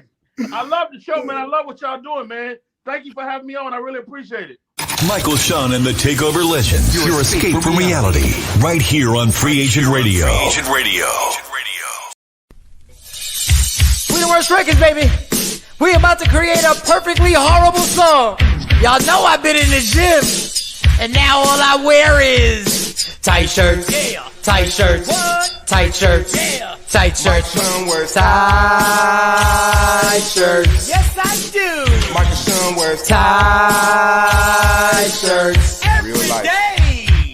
I wear tight shirts because I'm working out some. And if I wear the right size, you won't see none of my little cuts in my arms or whatever. Short sleeve tight shirts in any type of weather. People talking trans when they see me in the street. Your shirt's so tight, we can see your heartbeat. Man, clown me if you want, I'm sticking to my guns. And when the summer comes, it's gonna be fun. You can crack jokes and treat me like a jerk, but one day you'll see my six-pack right through my shirt. And even if I wanted to, I just can't stop. I just might rock an Ezekiel crop top. Whoa. What? Did I take it too far? What? Yes. Whatever.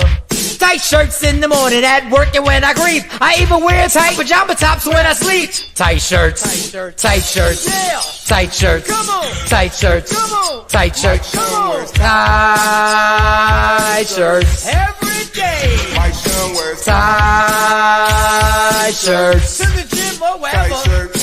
tight shirts. Tight shirts, tight shirts, tight shirts, tight shirts, Michael, Shawn, and We the Worst Records, Pluto, Aristotle, and P Skills have just destroyed or created another perfectly horrible song.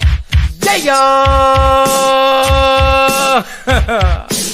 Check out the next single, Grown Man Wearing Skinny Jeans.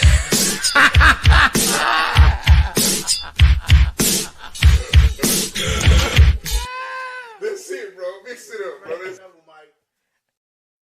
Don't never stop if you want to be on top. Yeah. Tap in. Tap in. Good morning, y'all. It's Michael, Shawn, the TakeOver Legends. Jay Black, DJ Cam will be back in. We always catch DJ Cam coming right in. Shawnee Scott, allegedly with Sexy Mo, will be here. And David Burns got comments already. What was these words just during the break. And make sure every time you go to break, people just refresh your pages as well, because sometimes you guys be lagging on the comments. But yeah, they were just saying no apology needed. No, you have to let it out, Mike. You don't have to apologize. Ashley saying that. And Dave said something. Mike, you saying everything is right, and you saying what you feel. So sometimes it's good. I saw a lot of heart emojis and likes on Facebook. I see a lot of people was feeling what you were saying. So it's good stuff. So thank y'all, because normally when I spaz out, it's on some old selfish whatever. But now with Dr. Hall, and I want to say this for all those going through something in depression, anxiety, stress. There are certain things we do where we're still gonna joke, but we try to do them respectfully so that we know this serious. I've suffered through depression and everything. Is Dr. Hall in the in the back? She's there. She's ready. Yep. She's been. The funny thing is, as I was ranting, I said her name correctly. Yes, you did. By mistake. Yeah, so I guess when you're hyped and amped up, you get things right. Right. When you try to do right is when you do wrong.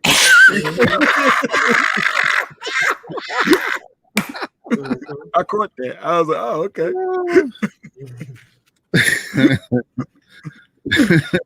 Give it up for Dr. KaNisha Hall. Good morning, Clark. Good morning. KaNisha Hall. KaNisha, ladies and gentlemen. KaNisha Hall. I'm playing. Dr. KaNisha, I went into a rant and I said your name correctly, and I didn't even know how I did it, but I did. But thank you so much for coming on here and rocking with us. Of course. I love it here. This is my happy place. Well, we can't hear you. Sound a little lower today. Look, I got a new mic. Oh, there you go. Is that better? Get that mic working. Get that mic working. She got the nice arm like Cam's mic. Oh, Cam not using his fancy mic today. Yeah. Say something, Doc. Good morning, Cam. Good morning.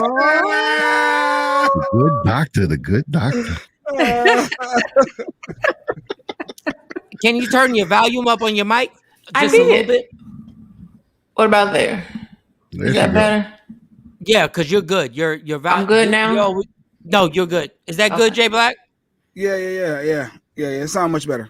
Okay. I think when you try to do right, you do wrong. The words to live by. Yeah, I got a quote. That's a quote. That's my quote right there. Exactly. That's your bar. That's a whole bar. Those are my intentions. Y'all stupid. It's Wellness Wednesdays, and Doc, we really want to talk to you about this A bunch of stuff. Anybody who has questions, 609-699-1386. We want to talk about like anxiety, depression, how real it is. How do you deal with that if you're going through it? Like if somebody's going through something right now where they're stuck in a dark room, a dark space in their life right now, like what do you do? Mm-hmm. So the thing about depression and anxiety these are actual medical diagnoses, and you can't just snap out of it. And that's the first thing that I tell people who are helping their loved ones and families dealing with depression and anxiety. Don't ever say that to someone. Just snap out of it. Thank you, Doc. Don't ever say that. Like, approach people with genuine love and concern, because the best way that I can explain anxiety and depression is like a concrete wall. When it's anxiety, there's a concrete wall between you and maybe it's public speaking, or you and something else. There's a wall between you. When you have depression, it's a concrete wall that sits on top of you and weighs you down. And you can't move past these things. So in order to process the concrete wall, you really have to chip away at it little by little. Like, what is this wall? What is it made up of? How did we get here? How did we go from me carrying one rock in my hand to now I have this entire weight of the world on me? And it didn't happen overnight, and you're not going to get rid of it overnight. But the best way is communication, and not all communication is verbal. I start with a lot of my clients telling them to journal, because it's easier to write things in silence than it is sometimes to say something. And even with smartphones now, I mean, most phones have a notepad feature.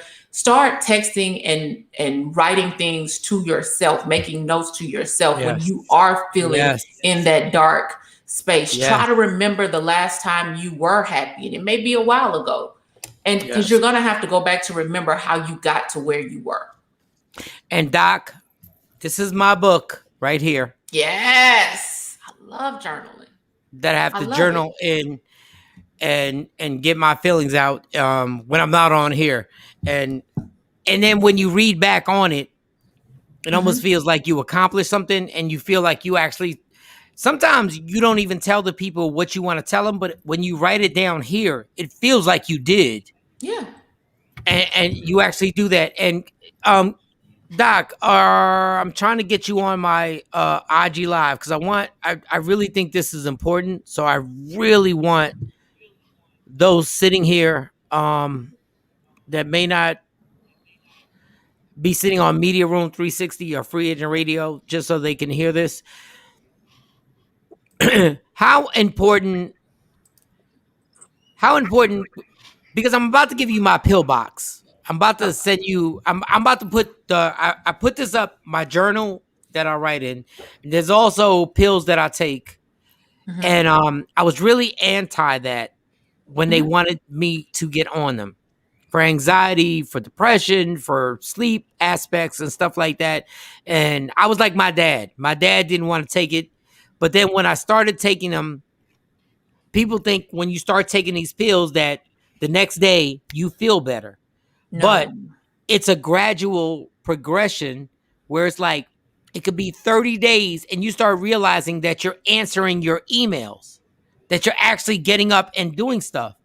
And you don't even notice it till you have to put your journal and you're like, I'm doing things that I wasn't doing in my dark depression. And so that's why also the journaling is important, because you can kind of map out your progress. And it may be little progress, and celebrate even the little bitty milestones. But yes, when you start to, like, you'll even realize when I started my journal, I started journaling after I lost my dad. And it started as 1 to 2 sentences, just little affirmations every day, to long letters of me remembering conversations that bring me comfort, things that I felt that I wanted to tell him, even though I wasn't there. Like, I saw the progression, which helped push me forward to keep going, because I was getting something out of it. And when you start talking about medication, this is what I tell people. It's never going to be that one pill. It's never going to be just the medication. It's never going to be just the journaling. Yes. It's never going to be just the counseling. Yes. It won't be just individual counseling. It'll be counseling in a group setting.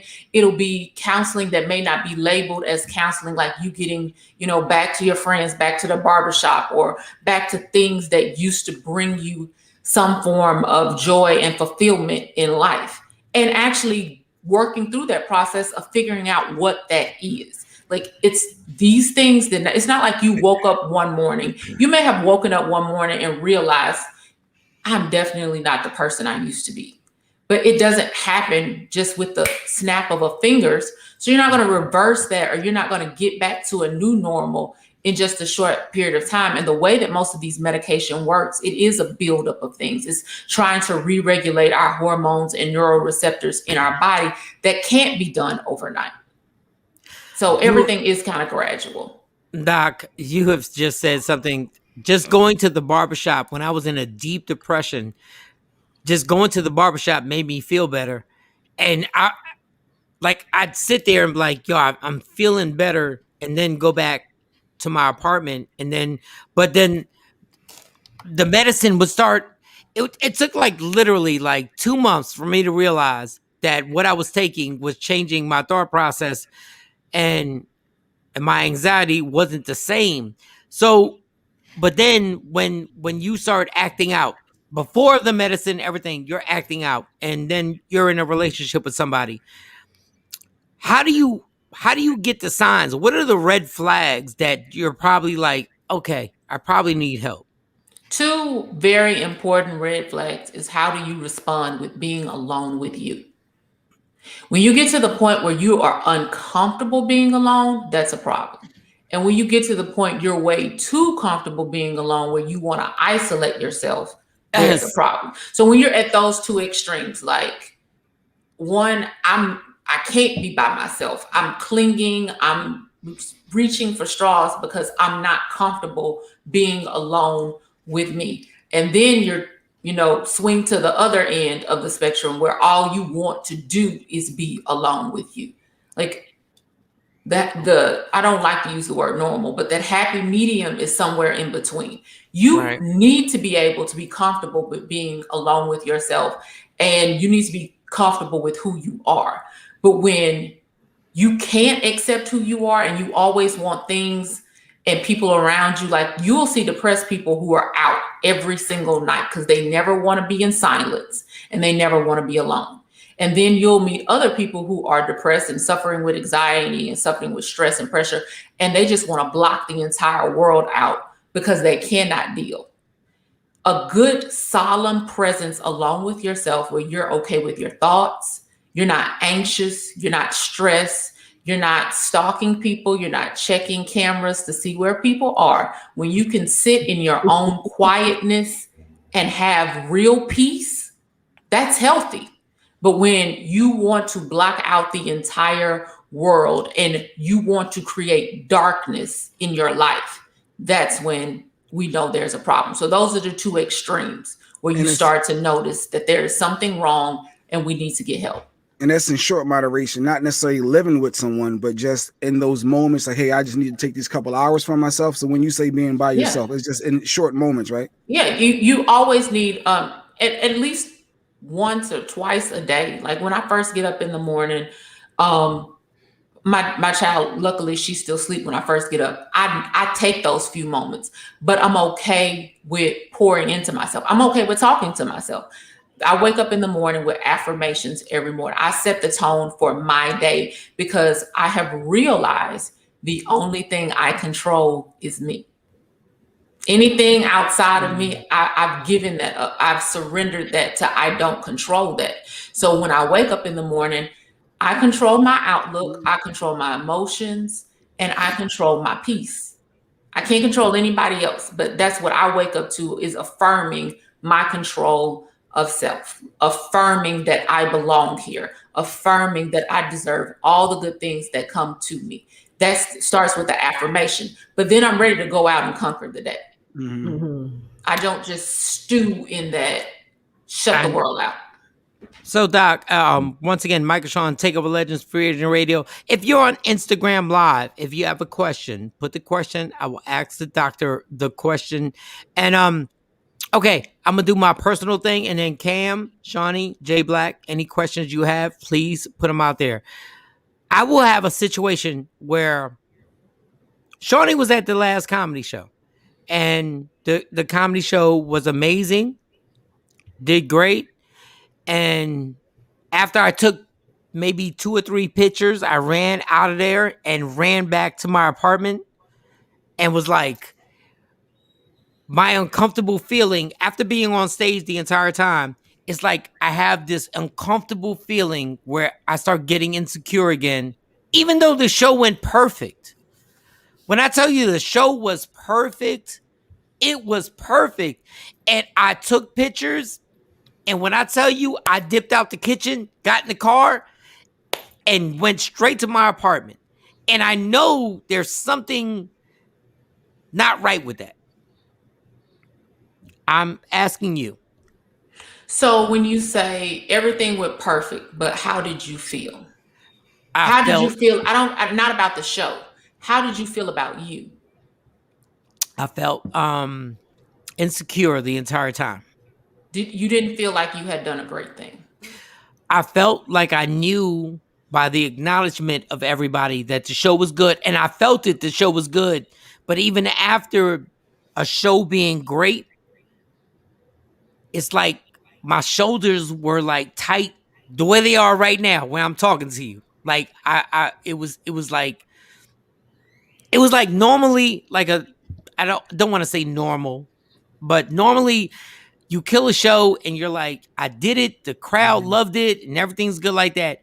But in my heart, I was like, you wasn't good enough. You didn't feel like you were good enough. Yeah, I like I got in the car and dipped out. Like I was like, okay, it did good. I don't want to screw this up. My whole thing was I don't want to mess nothing up. I don't want to do anything. I don't want to take a drink. I don't want to say the wrong thing. And I got in the car and drove home, and I knew the show was really good. I knew it was. But it wasn't like I could sit there and just be like, enjoy it and pop a bottle of champagne like you won the championship. So, like, you have muscle memory. Like, if you've ever worked out before and you've ever gotten in the best shape of your life and you slag and then you try to get back to there, you try to get back to that muscle, you're having a mental memory because you are remembering when times were really, really good before and then they weren't good. And you can't celebrate in the good times because there's this constant fear and turmoil about what about when they're not good again. Wow. Yeah, you're right about that. So you go to the safe space. Okay, it was good. I'm just gonna go and shut it out. We're gonna literally press pause. Like that joke killed it. I killed it. Press pause. We're gonna leave it there before it goes left. Because you can probably look back at most of the mistakes in life. Like if I had just stopped there, maybe this wouldn't have happened. Yes. If I had stopped yes. there. That last shot. If I had just not done that part right there, but listen, this is what is needed. Keep that comment up, y'all. Keep that comment up. I want to read that. Go ahead, Doc. Go ahead. Is Doc. the realization that you know there was somewhere where you went wrong, and the desire to not repeat that again is great. But you also, that's where your affirmations come in. You deserve this, Mike. You deserve to celebrate your talent.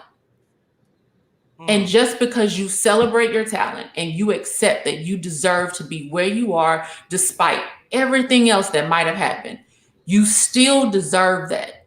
And once you live in that moment, you can get past that mental memory of, am I at that point right before things go bad? All right, let me read this question. Claudia, question for the doc. How do you tell someone you love that you think they need to seek mental health support? Lead with love. People don't want to feel judged. People don't want to feel like there's something wrong with them. People don't want to accept all of their flaws. And when you're trying to lead someone to a healthier life, that's how I phrase it. Like you don't, it's all in how you say it. You don't tell someone like, look, you are bat mess crazy and you need to go fix yourself. No. You tell them, I love you. I want you to be around for a very long time. So I need for you to be the healthiest person that you can be. Right. That's how you start. Not with criticism. You need to take your crazy butt to the doctor. No. Right. You need to say, look, I love you. I need you in my life. And you're not going to be here forever unless you are healthy and unless you are your best self. My desire for you is to be healthy and to be the best you that you can be. And that's where I'm coming from. Let's start there. This is where I'm coming from. And I'm noticing you're not your best self. And you're not your best self because this is what I notice. And you can start to point out some behavior. They can receive it or not receive it. But whatever you start this conversation, start it with love. I love you. I need you. And I want for you the best. Okay, before I'm selfish on this interview, does anybody, Cam, J Black, Shawnee, if you have questions, because I'm about to be super selfish. So if you, I'm just saying that's why I'm trying to let y'all, because I got like 1,700 questions. But if anybody has something, go in. The anxiety aspect for me, I mean, I'm being honest. I have it. It was something I found out about in the last 3 years. But in the reality, you're going to laugh at it. It's over control. When I don't have control over things, I tend. I know. It's very enlightening. All right, guys. Okay. I'm serious. We're not gonna joke now. We're not gonna joke. But if I don't if something happens and I can't fix it or have control over it, that anxiety, like when you said there's a wall that come up, because I was always like, is this anxiety or depression?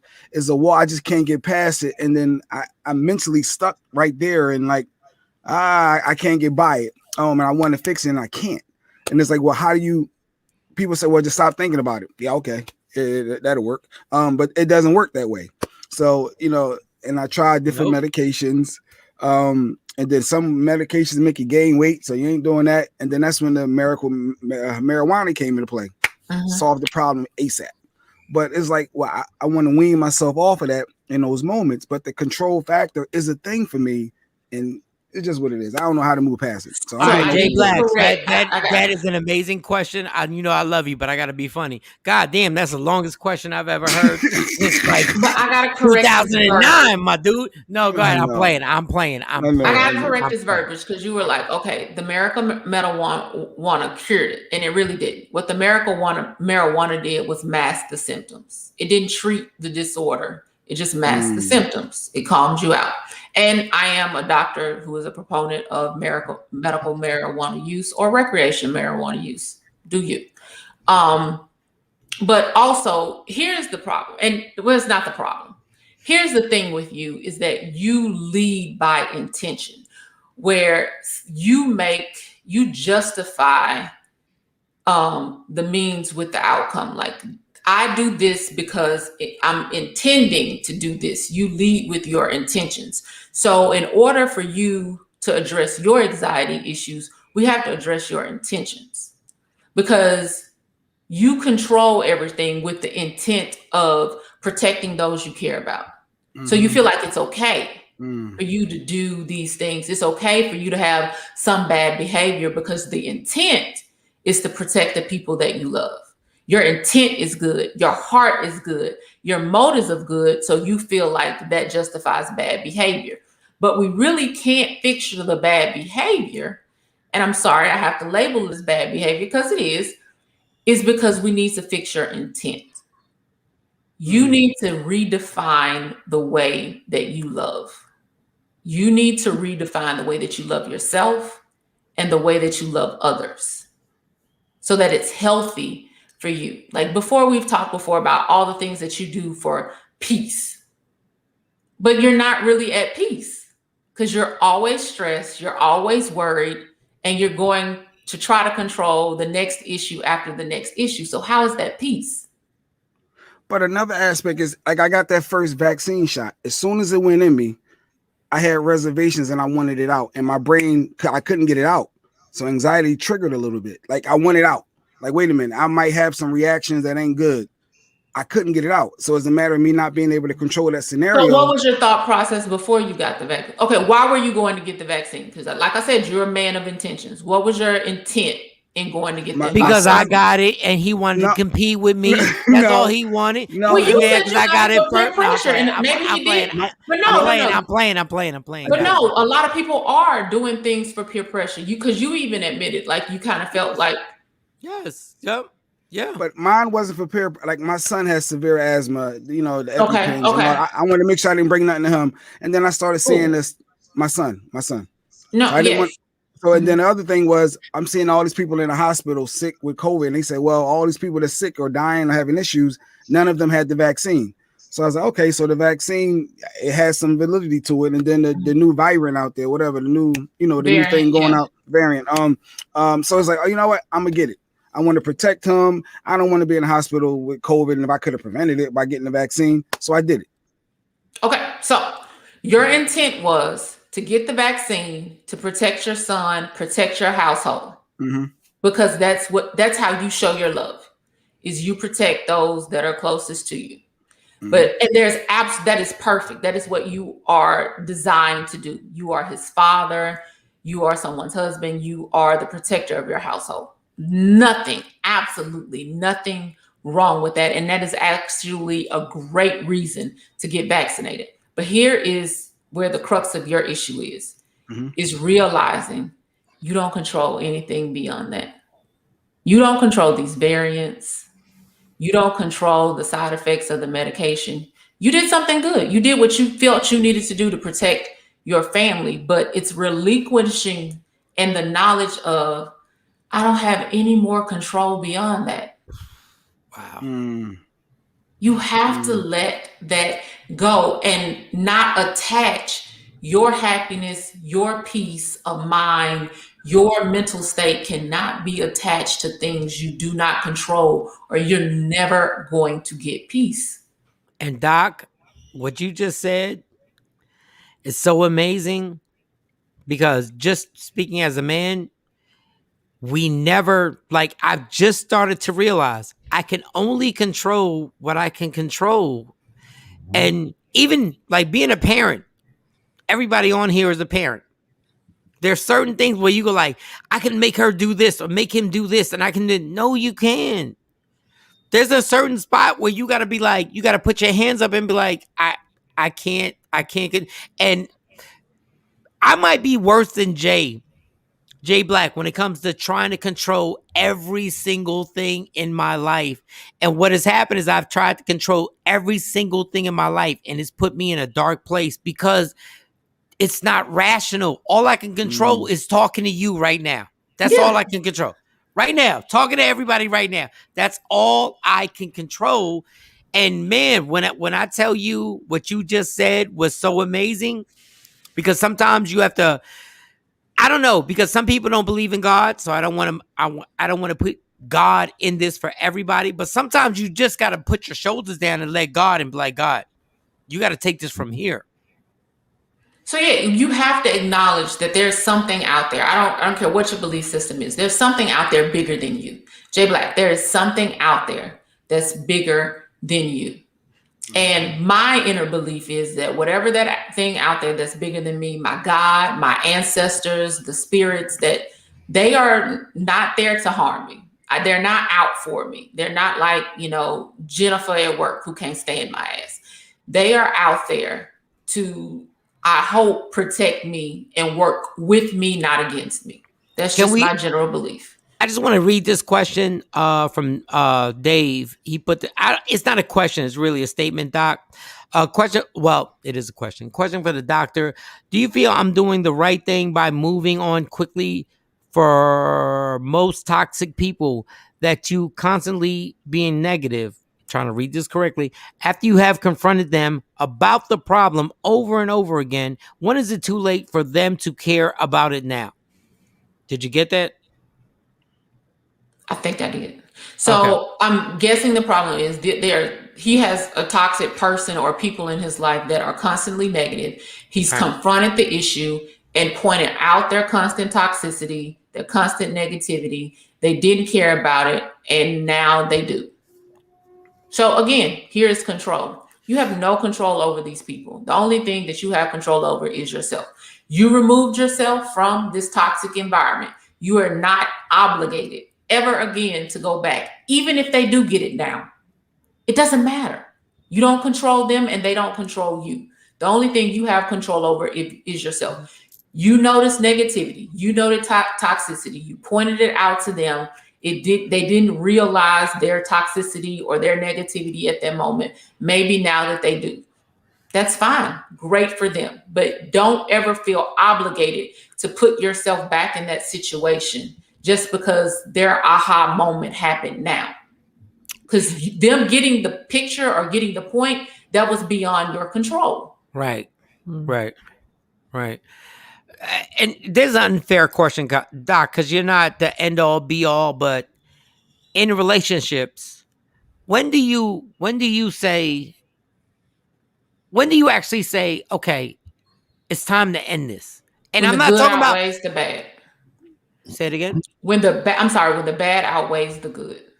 Like in any relationship, whether it's a work relationship, personal relationship, whenever you're getting to a point where the good times are far between and and it's risk assessment when the bad outweighs the good. Not everything is going to be peaches and roses. Every day is not going to be your birthday. Every day is not an anniversary. Every day is not a holiday. So there will be struggles. But when the struggles begin to pile up till you can't even remember the last time you were happy.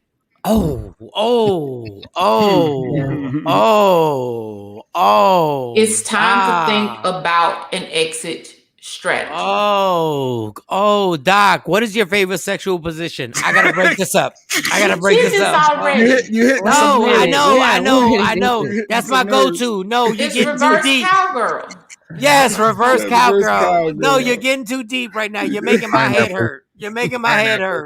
Pineapple. Pineapple's too much. No, she's speaking truth. I mean, this is interesting. I mean, like even I think about like one of my best relationships in life was with my dad. He unfortunately passed away in 2008.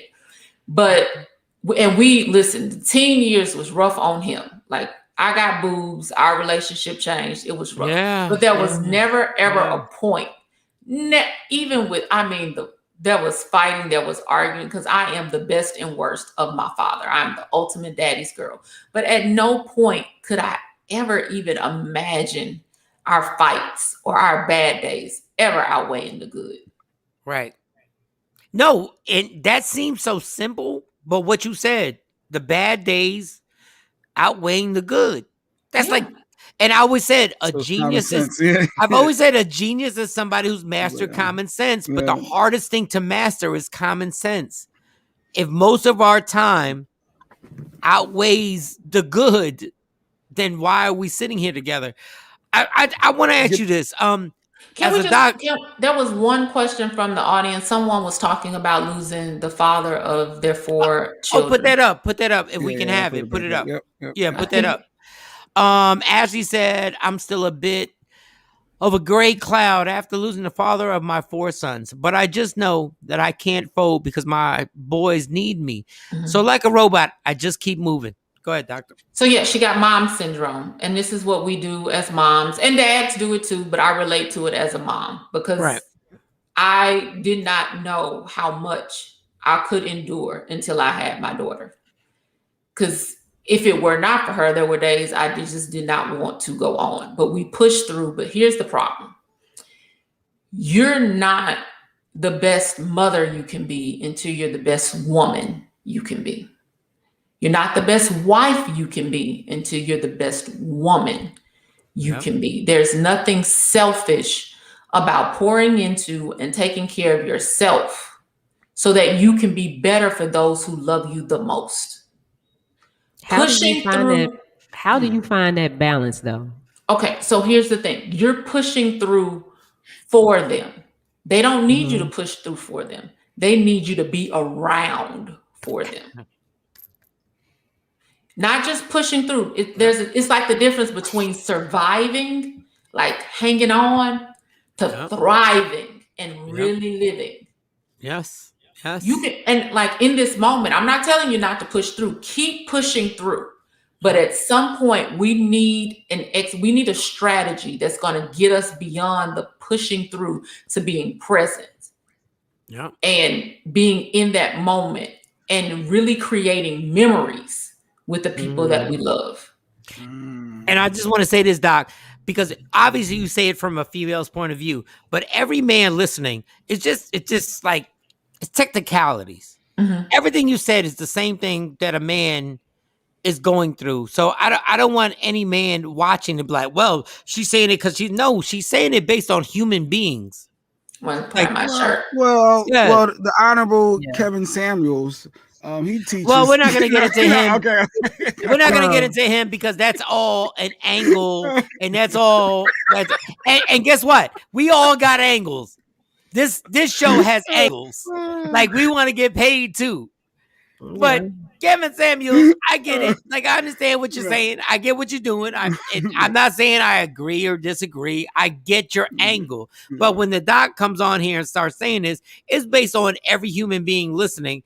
And like we're going through this stuff. So we're not trying to pit men and women against each other. So give me one tip, Doc. Give me one tip. Can I ask my question? Okay, go for it. Go ahead, Johnny. I'm at a point right now where I'm trying to figure out: am I depressed, or is it anxiety, or am I just stressed out? Does she need some D? I'm playing. You got the fourth option. No. I'm playing, Shawnee. I'm playing. That could be. No, I'm playing. Go ahead. No, like for real. And I've expressed this to some friends, but everybody's like, "Oh no, you got it, girl. You strong. You just need to go take a nap." And I'm like, "No, I don't need to take a nap. Something is wrong." And then when y'all see me on the news, because I done blew something up, y'all gonna be like, well, why you saying? I'm telling you, there's something wrong. I cannot figure out what it is. Am I depressed? Am I just stressed out? It's a lot going on. And I don't know how to, like, I'm trying to sit down and say, okay, this is priority. Let me take care of this first. All right, let me get this done. Okay, when I get this done, then I'll get to the next thing. But everything just keeps piling and piling and piling. It feels like it's like I'm never gonna get to the end of it. Okay, can you just let that pile up for a moment, because the priorities are wrong. The priority is, you said to me, is I feel something's wrong. I don't care what needs to be done, because guess what? None of that stuff is going to get done if you're not around anyway. That's true. So I call that the elephant. Any busy person in their life, they have an elephant. An elephant is made up of a trunk, legs, arms. We have all of these things that build up this humongous elephant of things that we need to do. I have an actual file on my phone in my computer called the elephant, which is like the longest to-do list in a lifetime. I probably will never tackle it all. But there's it's old African proverb of how do you eat an elephant? One bite at a time. Yeah. So let the elephant live. Okay. The elephant is over there on the other side of the room. And that's not my priority. My priority is, Shani just said to me, something's not right. I don't feel right. I know, I don't care who your friends are. You apparently are the strong friend. And this is what gets lost in our little tribe of females. You're the strong friend. So people just expect you to keep going. But no. And you might need to get some new friends, because whenever my friends tell me they don't feel right, something doesn't feel right, that is screeching halt, we got to have a conversation, because you've had a lot of changes in your life, medically, just dealing with things. When was the last time you felt like yourself? Oh, dang. I don't know.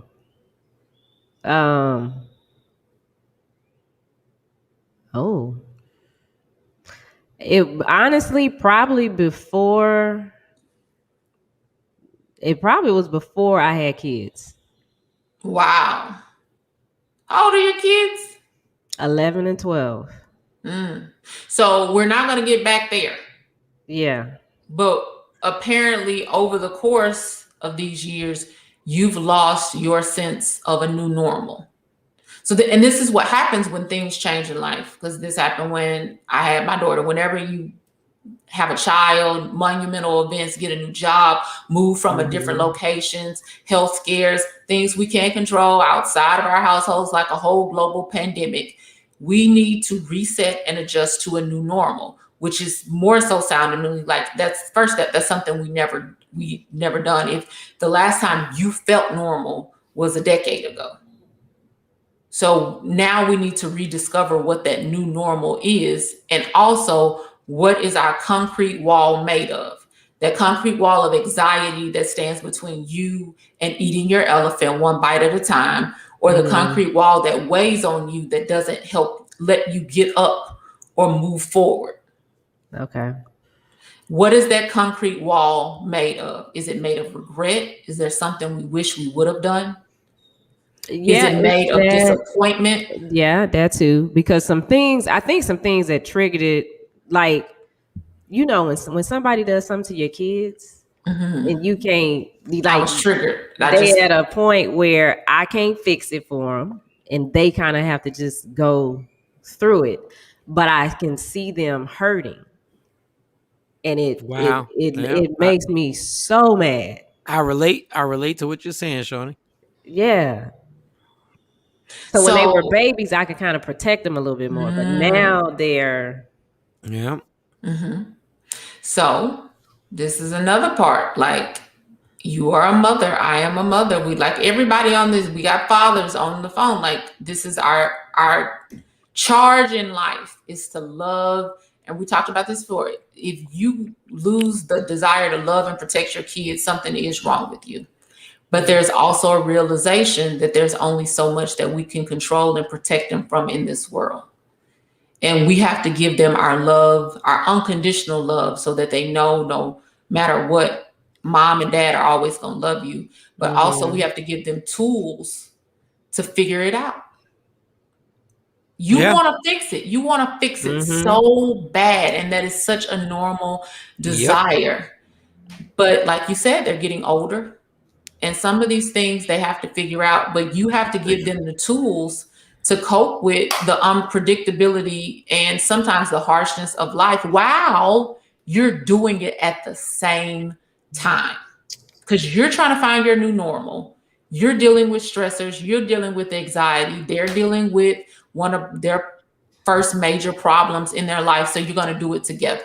You're going to have open communication and open conversation about being flawed, about figuring it out, about not having all the answers. What do we do next?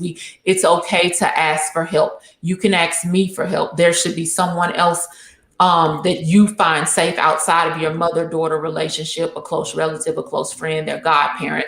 This is someone else you can ask for help. You teach them, you give them the steps that is going to build their life into adulthood on solving problems and solving issues in a healthy manner, and understanding that everything is not always going to turn out the way we want it, but it's how we deal with it. How do we persevere? Right. Yeah. And Dr. Hall, we appreciate you so much. And the funny thing is, the reason why I like when you come on here is because certain people come on here and doctors come on here. I know you're still trying to figure stuff out yourself. Yes. And when you can talk to somebody who can help us, but at the same time can relate and be like, yo, I'm really still trying. I'm figuring stuff out. It makes people feel like there's not somebody superior or bigger than them, where you're actually talking to us because you've been through or going through the same thing. So Cam, before we wrap it up, Cam, you got a question or you good? No, I don't have a question. I disagree with the balance, stuff like that. You know, I've gone to counseling, for when I got my divorce and when my mother passed. And I know how helpful that is.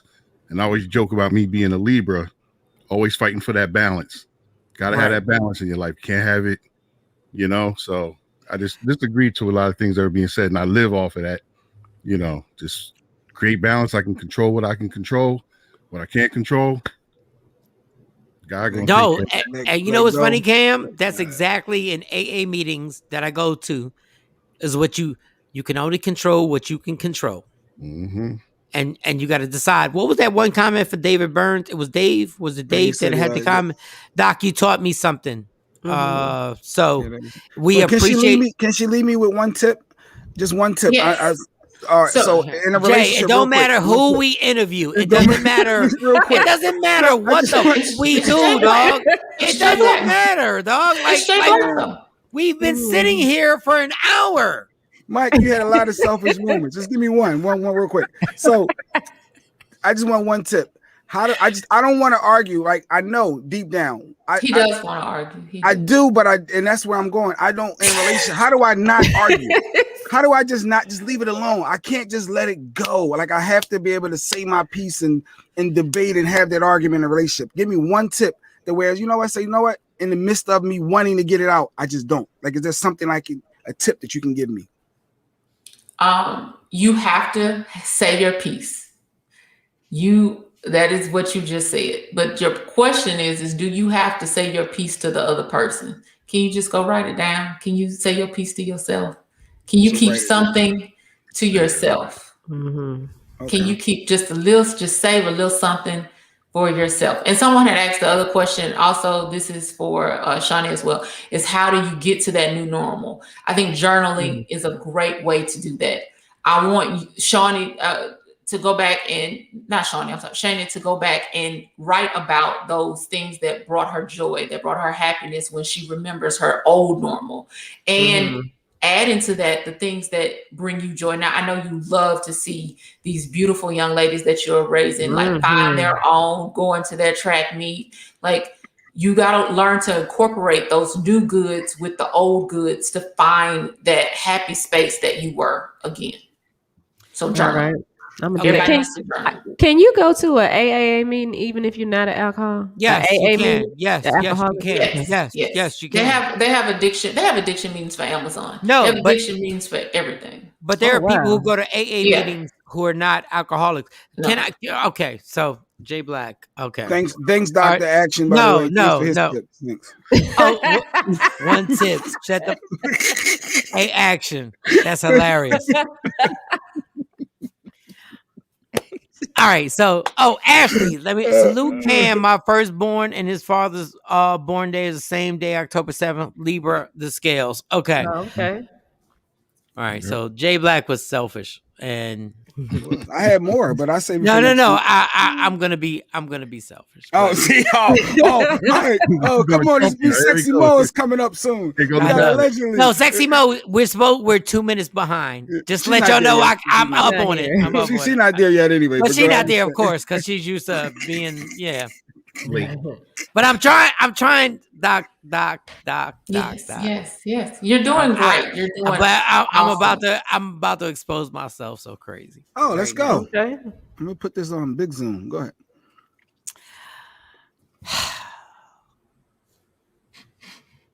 Say it. When you realize, when you feel, and keep me on the big screen, that everything you've done, that everything you've sacrificed, that everything you do every single day is not appreciated. Even though you're a screw up, you've done major stuff, but you have sacrificed a lot of stuff in your life that nobody's built to do in your family, and you feel like you're not appreciated.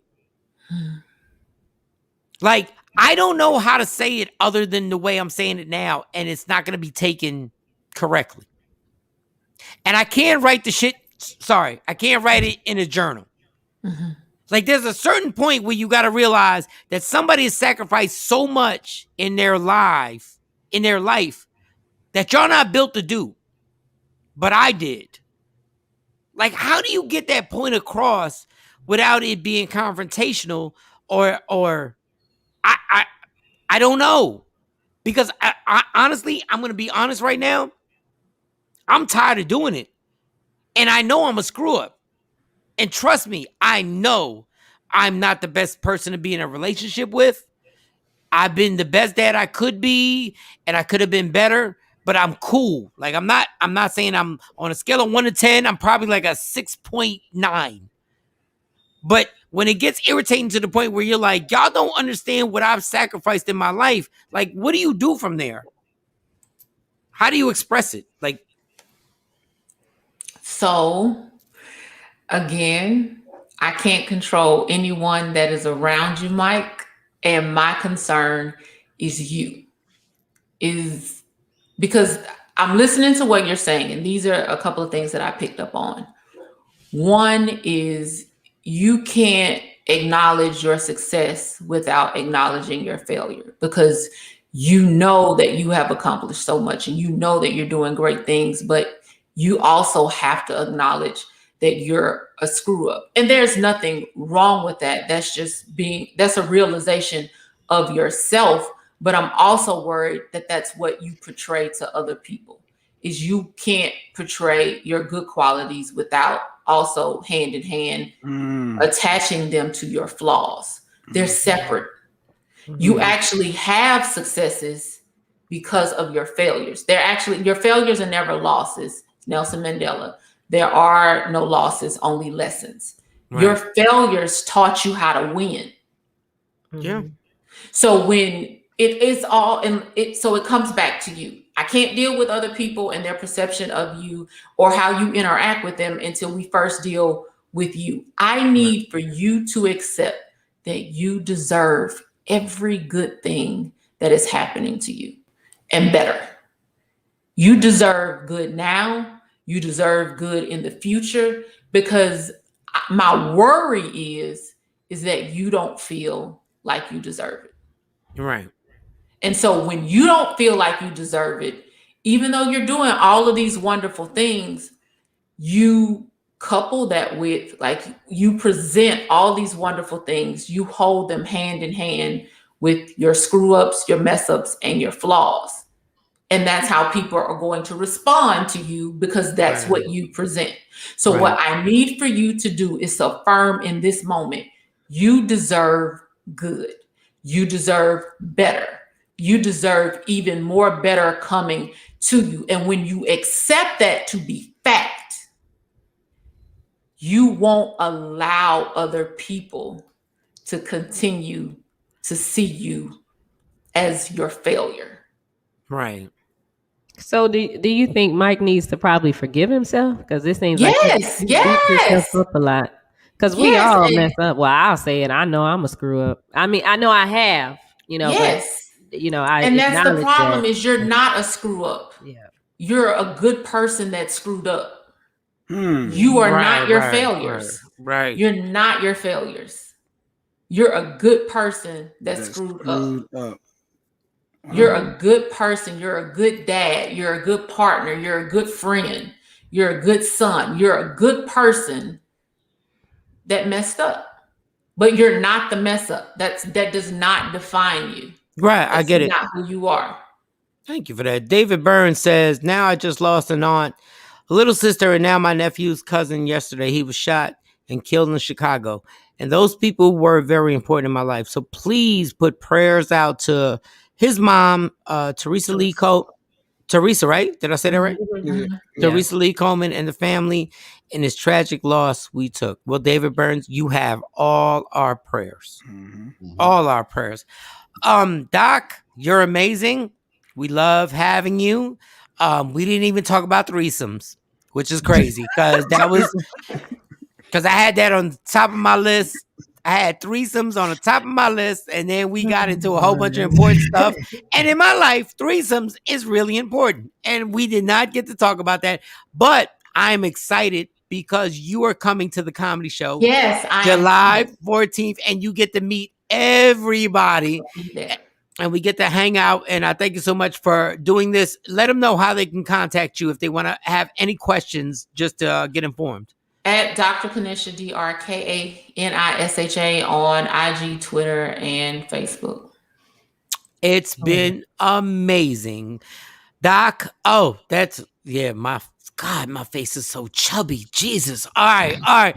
Doc, thank you so much. Critical of yourself. I am. Yeah, it's a great picture.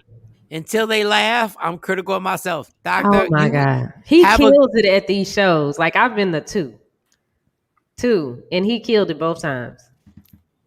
Yeah. I mean, it's at the end, hilarious. you're like, did y'all like it? Did y'all like it? Did you hear the people laughing? I love it. People crying, knocking their drinks over. Hey, Doc, do you have to go to work today? Are you working today? I'm doing telemedicine. I'll be working from home today. Look at you. Look at that's what I'm talking about. I need to study telemedicine and just sit home. Yeah. Love you, girl. We will see you. We will not only see you July 14th, we'll see you every Wednesday, Wellness Wednesdays. Yes. Dr. KaNisha Hall. Close. KaNisha. KaNish.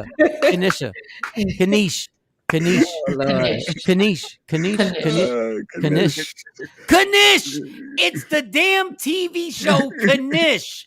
There was a show. Oh, the cop, yeah.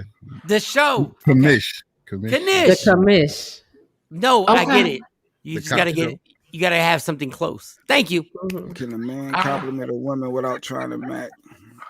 Oh, yeah. Billy J, you are not going to start this nonsense. Can a man compliment a woman without trying? Come on. I just told the doc that she's beautiful. I didn't ask her if she was a Sagittarius. Like, yeah, it can happen. That's that question.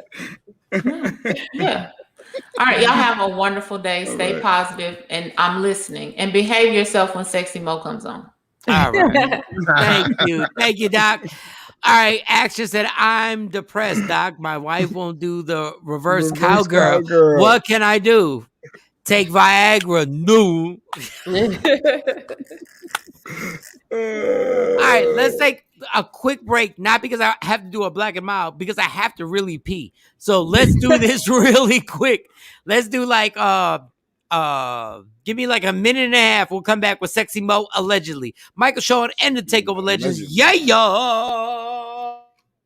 What up, y'all? It's Michael Shawn from Michael Shawn and the TakeOver Legends. And just in case you missed the show, check this out. All right. Well, now I'm gonna say a word. You tell me your thoughts. White women. Had enough. Okay. Drugs. Had enough.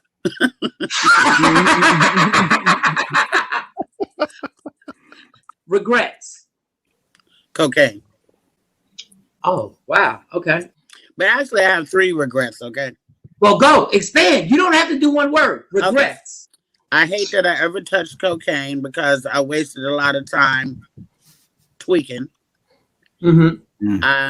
I hate that I missed my daughter's first Halloween and Thanksgiving because I was incarcerated. I hate that I never got to go to Studio 54. I regret that. And I regret that I never met Tupac. Michael Shawn and the TakeOver Legends. Your escape from reality. Right here on Free Agent Radio. Don't never stop if you want to be on top. Yeah. Tap in. Tap in, ticka, tap. Michael Shawn and the TakeOver Legends. Michael Shawn, Jay Black, DJ Cam, Shawty Scott. And I got close as possible. This is the closest I've ever gotten to have this lady on the show on time. I'm still late. Is she there? Nah, she's not there. I haven't gotten any text messages. I sent the text. I haven't heard back yet. Hopefully she's okay. Oh, I didn't see your text message. You know, when we're on the... Oh, no. Oh, you're talking about... Oh, okay, yeah. Wait, so we could have had Dr. Hall longer? Mm-hmm. Yeah. Well, I think sound like the doctor had to go too because she, she got her sessions. Yeah. Hopefully, my session is coming up because she's my new therapist on the lab, so I need my tele session. So yeah, I think she had to go though. They're always trying to claim somebody. Like you're always trying to claim somebody. Like he did that quick. I got my session. My session. Right. My bitch, right there, my doctor bitch, right there. That's what it is. I got it. Don't have no sessions after the 14th. You shutting it down, Cam? You shutting it down? How you gonna do that though? How you gonna shut down this man's mental health? I'm throwing it back at him. What when he was hating yesterday. Okay. That's all that is. I'll co-sign it. Mm-hmm. Oh, okay. I think I just heard Sexy Mo. Sexy Mo just popped in. Oh no, she got to chill now. Now she got to chill. What? Gotta chill. Because there was like I wrote some stuff down and I forgot that it's Wednesdays. Shawnee, did you ever make a link? I for sure tickets? didn't. I forgot. Damn. Okay, let me do it right now. Can you do it right now, please? Mm-hmm. Thank you.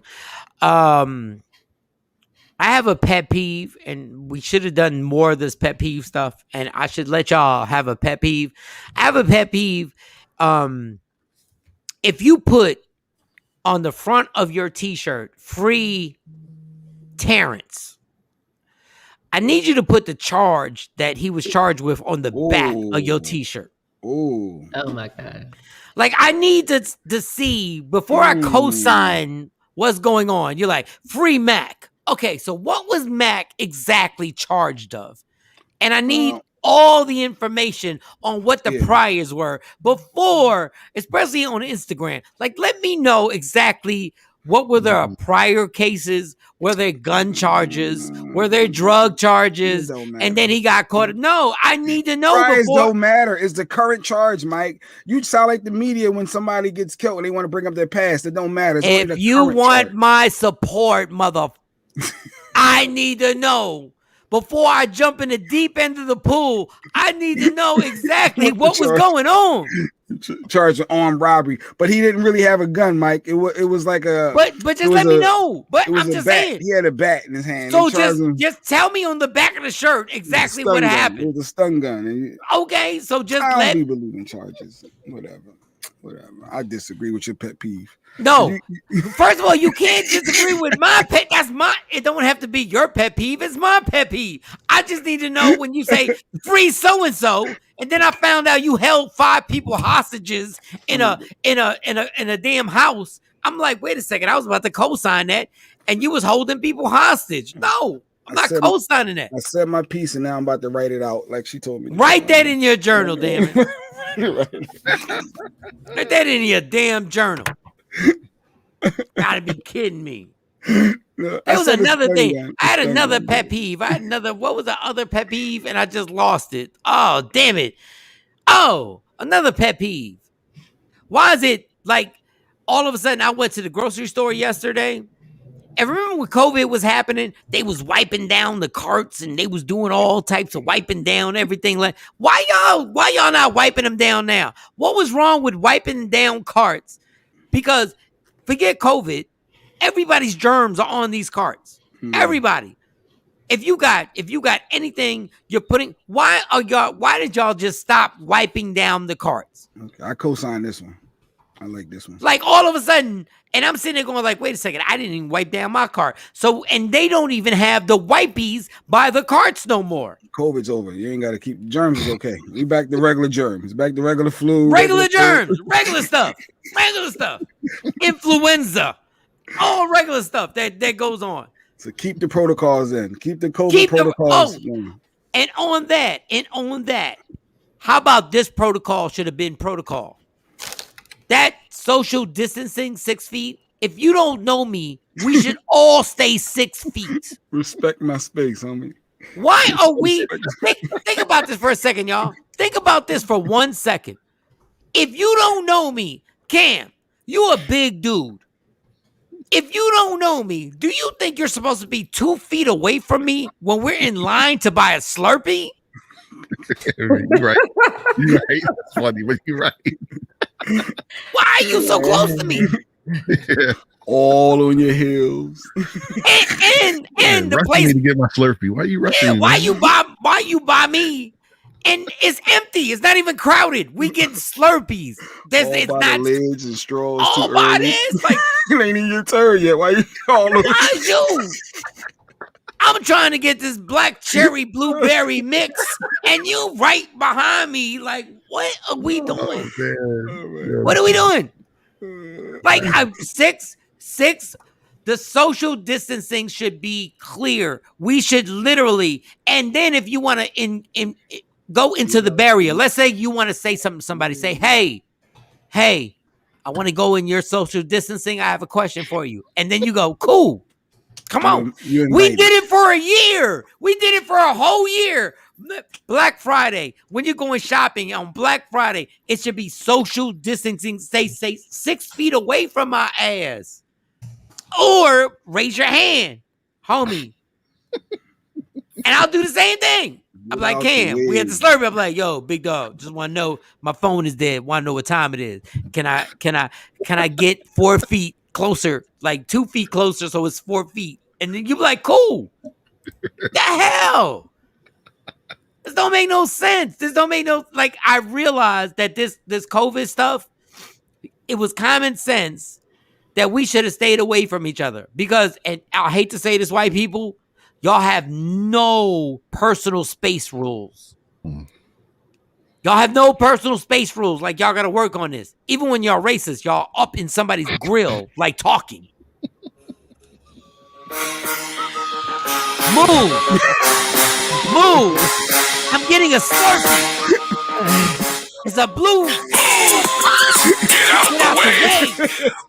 I'm getting a blueberry chocolate syrup Slurpee. Get out the way. Move. Get out the way. Move.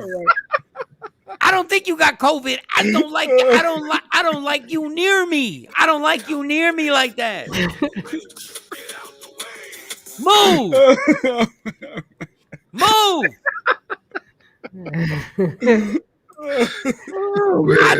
I think when we driving cars, there should be a new law, social distancing with cars, because y'all be up on people. We should have maybe not 6 feet, but at least 4. Play that damn song. Move. Get off my car. Get out the way. Get off my car. Get out the way. Get out the way. Get out the way. Stay away from me. Yeah, get that elbow, Elbow rule. And throwing them bows too, yeah. Jesus. My God. Those are my pet peeves. Bring Angela Yee on. What in the world? What's that? I don't know why that was so funny to me. Very sexy Mo. Up next. Allegedly. Nice, man. What you doing? I love Sexy Mo. You know I was playing. Sexy Mo, bring her up. Bring Sexy Mo up. Yay!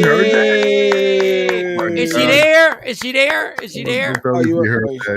She not there? She not. Hey! Hey, babe. Boo. Hey, boo. I was playing, boo. That's like the equivalent of smashing your chick and you call her by another name. Boo, I was playing. I was just joking. Like what? I was just, the love I have for you is unexplainable. The reasons. 10 years. What do I gotta do to prove my love? Mo. The reasons I love Mo. Come on, girl. I love you. It was a joke. I was just playing. We done joked about Jay Black. Jay Black is in a whole different realm. I was just playing. I was kidding. I was just get to your stories. I was just kidding. It was just a joke. I always take one for the team.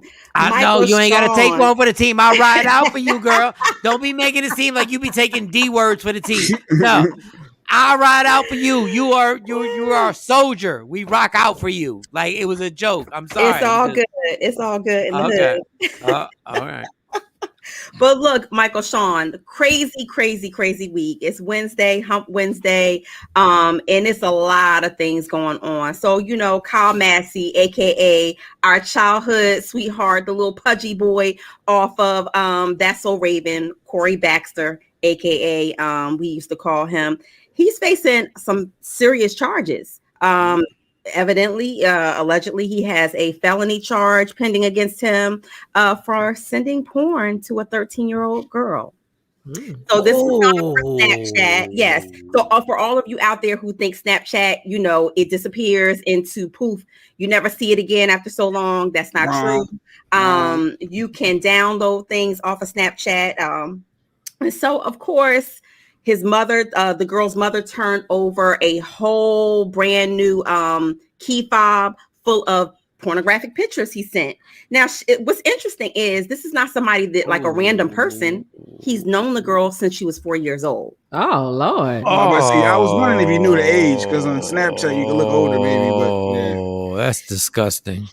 Since 4 years old. Get his shirt with the back. Whoa! He was sending her pictures when she was on social media. No, okay. 13, Sorry about that. That's okay. So 13 years old when he sent them over Snapchat, but he's known the girl since she was 4 years old. So of course, you know that's major. You know, he was the innocent pudgy kid off of That's So Raven, which was one of my favorite shows growing up. And so he's in a lot of trouble. He didn't even appear for court. So he was supposed to appear in criminal court in Washington, and he failed to appear in court. So I don't know where this is going to go.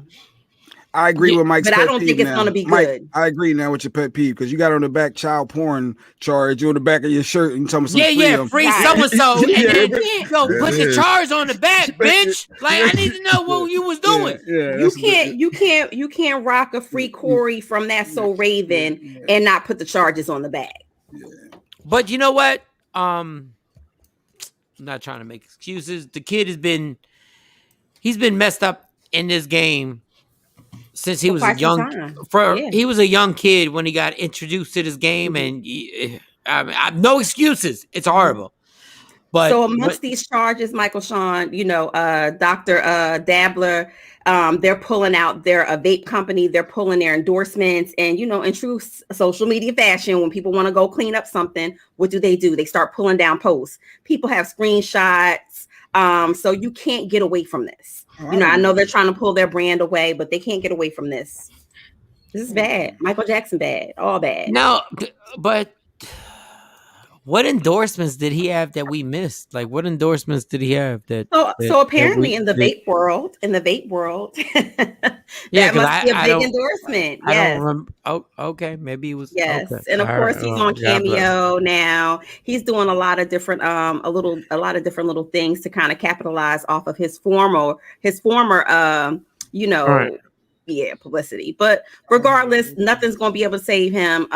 Raven can't even come back and save him. And I'm pretty sure she's going to distance herself as well. Well, let's be clear before. Good morning, everybody on my IG Live.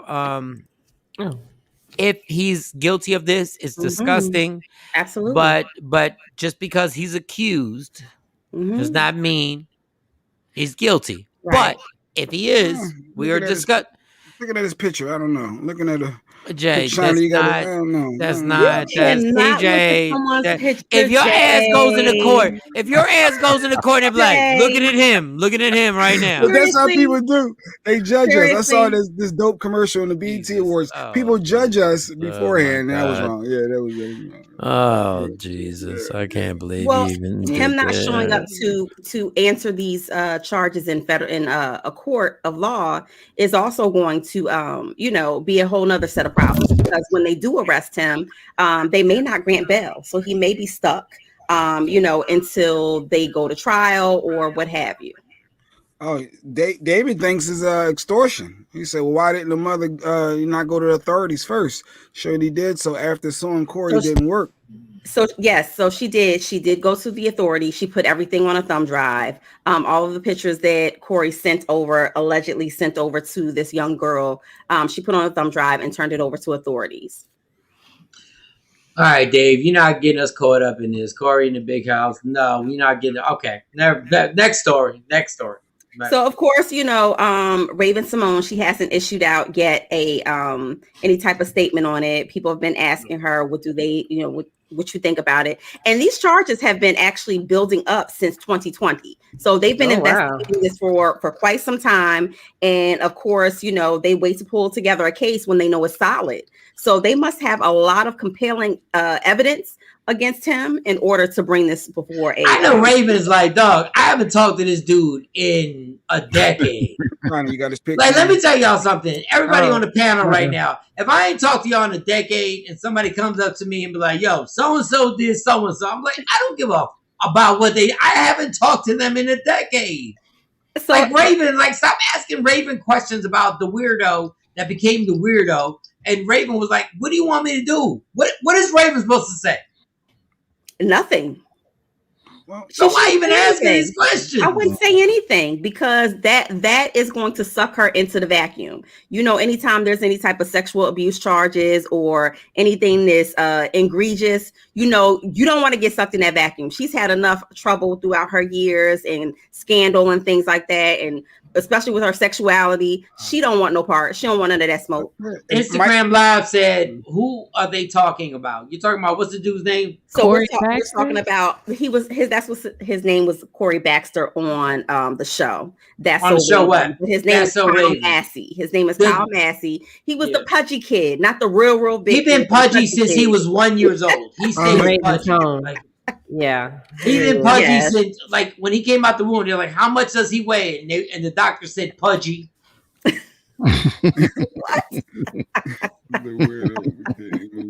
didn't even say 4 pounds 3 ounces. They just said pudgy. The scale said pudgy. So I mean, he has had other troubles, you know, since then. But this is right here. This is a felony. It's not going away, and I'm pretty sure that he's probably not going to be granted bail when they do catch up with him for not appearing in court. Watch this picture. Look at that picture. He looked like Al. He looked like Al Roker's son. Okay, wait a minute. And see, on Cameo, you know, he doesn't talk about any of his other, you know, acting gigs. He always references, you know, I'm Corey Baxter. Remember from That's So Raven? That ain't him. Oh, no, okay. that's not him. No, that's him. Yes, that is. Jay text me a picture. Who is this guy? That's the guy from Raven's Home. That is. I mean, from the not from Raven's Home. What was her other show? That's So Raven. He was on Raven's Home. What? Yeah. The guy I sent you, that ain't the guy? That's not him. That's not him.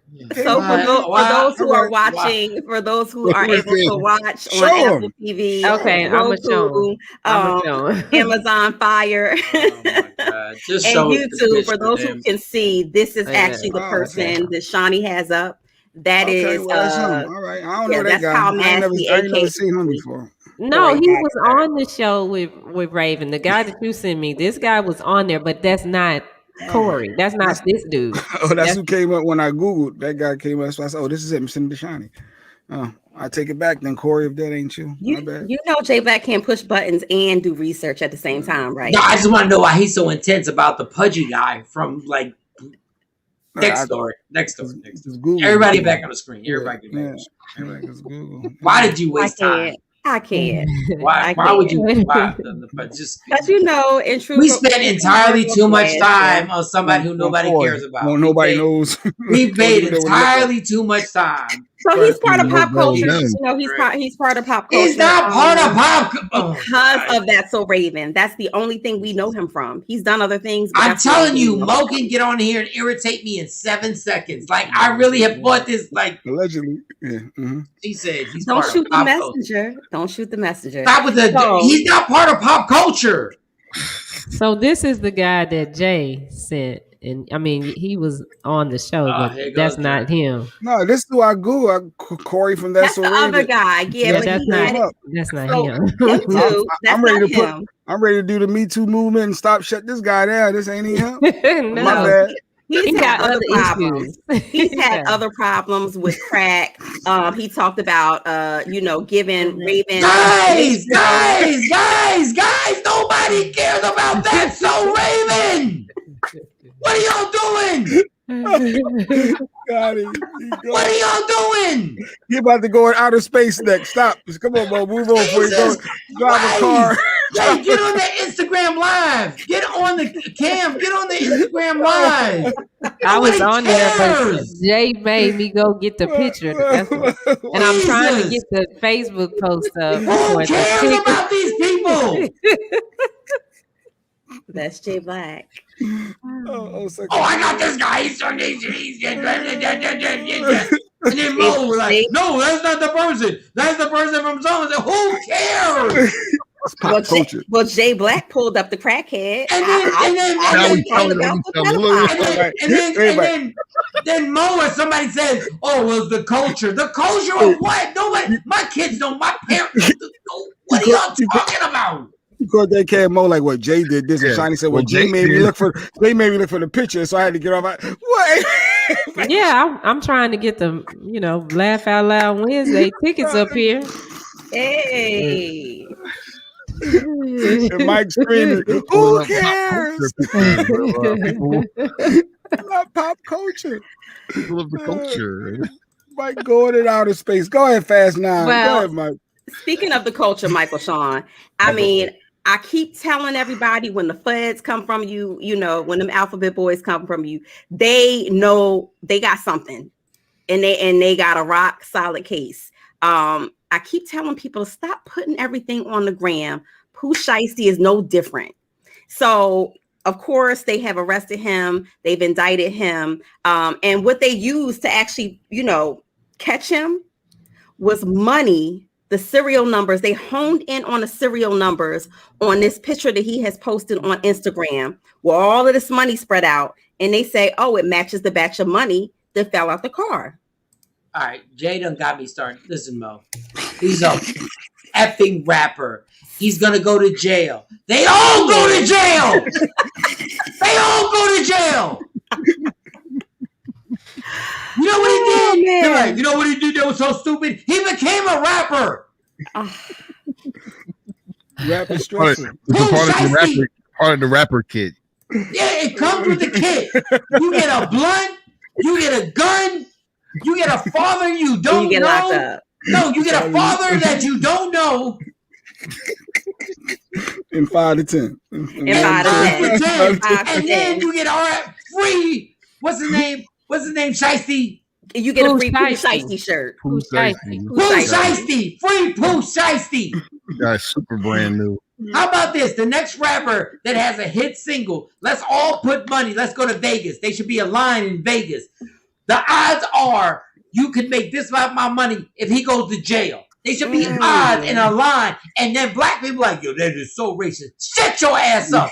They all go to jail. Well, he is not even going to be seeing the lights of day for quite some time, and he doesn't even have a bail hearing until July 6th. So he's not going to get a bail hearing. He's not going to get nothing. He's going to be sitting. Mike screaming again. He's not going to get nothing. Father, you don't know. Stupid dummy rappers. Y'all, this is what kills me. Y'all do the same stuff. There's been 7,000 rappers before you that have done the same things, and nobody ever goes, you know what? Maybe I shouldn't do that. Poor Pooh Shiesty. And if he kiss my ass, y'all all go to jail. Y'all do the same stuff every time. Pooh Shiesty. You don't know who Pooh Shiesty is? My daughter be like, yo, he's the truth. He's the next. Yeah, until he's in jail, and then he's like, all of a sudden, it's not that sweet no more. Right. Pooh Shiesty. Do you know? It's all in the name. Can y'all just make music and just keep your ass out the streets? Well, unfortunately, Pooh Shiesty ain't gonna be hitting the streets no time soon, Michael Shawn, because this is gonna stick. When the NBA Youngboy is still in jail. NBA Youngboy is still sitting as well. He's not getting out. Ain't nobody sent him one letter. Not no JPay. He ain't getting no money on his JPay account. He ain't get a Cash App. Like, god damn, y'all stupid as hell. They worried about your blood pressure, Mike. They worried about your my blood pressure. I'm about to explode. My head's about to just explode right now. It's about to go boom. Yeah, I am gonna get you all worked up, Michael Shawn. Oh god. I know how some of these things in hip hop can pineapples. Actually, pineapples. Go to the next goddamn story. I forgot about the safe word. In the next story, another rapper. Go ahead. It's like if these rappers. It's like with these rappers. It's like if this is one bad chick, right? And everybody knows she's got herpes to the 12th level, and she's got chlamydia, and she's got like everything, but she's bad as hell. And for 20 years, everybody keeps having sex with her. That's what it's like when rappers go to jail. You like, again? Like you knew she had a hot box. You going to jail again? Yes. These mother. But a lot of them, you know what, Michael Shawn, they think they're above the law. They think that not me. Everybody think not me. It ain't gonna happen to me because I'm smart. I'm smarter than the last person. And I know the cops are crooked. I know the cops are vicious. You can't have guns or weed in your car. You have to be on the straight and narrow, and you still might go to jail. But y'all go to jail on some old like I can't feel bad no more. Right.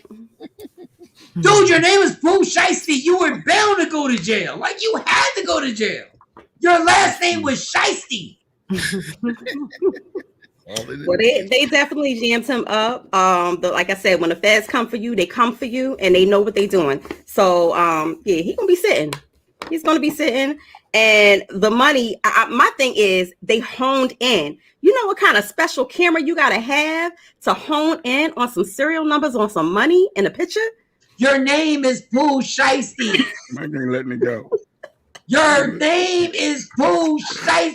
Like when a rapper has a name called Murder Something, and he's like, I can't believe they would follow me. Bitch, your name was Murder Something. C Murder. Your name was C Murder. Wait, ain't he still locked up? AC Murder locked up? Oh yeah, Like Ja Rule and Irv Gotti were like, I can't believe the feds were targeting us. Your whole company was called Murder Inc. And we all know that they have a whole freaking department just for hip hop. Dude, So, if your company was called Christian Life, I promise you the feds would have been following you that heavy. Pooh Shiesty! Pooh Shiesty. You know you had a problem. You know your name ain't right when the damn judge said it, and now you feel bad. When that judge said Pooh Shiesty, please rise. That's when he was like, yo, I was wrong. Call me my real name, Jonathan. Goddamn. No, Pooh Shiesty, please. Can the defendant please stand? And you know that's what they're going to name. That's what they're going to call him in court because they want the judge to know that he's a hoodlum, that he's this and he's that and the third. So First of all, Mo, how old is your ass? You said he's a hoodlum. How old is your ass? That's what they call him He's in a court. hoodlum. He's a menace. They use words like he's a menace. He's a hoodlum. That's what they use in court. They use words that you can identify. He's a hoodlum. He's a menace to society. They use that in court since Frank Lucas, an American Gangster, was in court. He's a hoodlum. Well, most of the judges are old. Most of the judges are old. That heifer said he's a hoodlum. He's a hoodlum. Most of the judges are old ass men. So of course they're gonna say, Mo. Let that go, Mo. You lost that one. They said that from 1985. She was like, yo. It's like Wesley Snipes was on the stand asking questions. They were like, he's a hoodlum, New Jack City. Yeah. It's bigger than Nino Brown. It's bigger than Nino Brown. I'm no hoodlum. Take that back. Take it back. Take that back. You know what? Don't you know what? Nothing. Just admit that your ass should have never said hoodlum. The messenger always gets it. I'm gonna take it. And shut your ass over that messenger stuff. I'm a diddy bop right now. I'm gonna take it. They had nothing to do with the story. That was Mo. Don't shoot the hoodlum messenger. Don't and you his dare. posse. And his posse, right? And his posse. Hey Kim, get on this. I need your laughs. Get on this Instagram. I need your laughs. Go ahead, Mo. What's the next story? Because we almost running on time. We almost good. Go ahead, girl. What's your next story? We have another dropout. She said next. I'm such a net. I'm such a net mess. So Serena Williams, another one bites at us. What was her name? You said? I was trying to be funny, but no, Serena Williams. Of course, you know what? Okay. She has announced that Wimbledon, she's dropping out. She had an injury to her left leg, and she's devastated. So this is not, everybody's still coming off of Naomi Osaka, and her, dropping out from various tennis matches. This is it for her.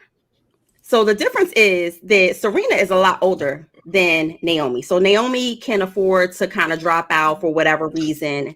Serena, this is major for her because she may not get another chance at Wimbledon. Yeah, she'll get one more run. And we get it, Serena. We get the whole thing. We know. I felt bad. I felt bad that she had to, but you're old as hell. It happened. LeBron, it happened to LeBron this year. Right. Didn't Magic say that? Magic said LeBron ain't got but like 2 good seasons left.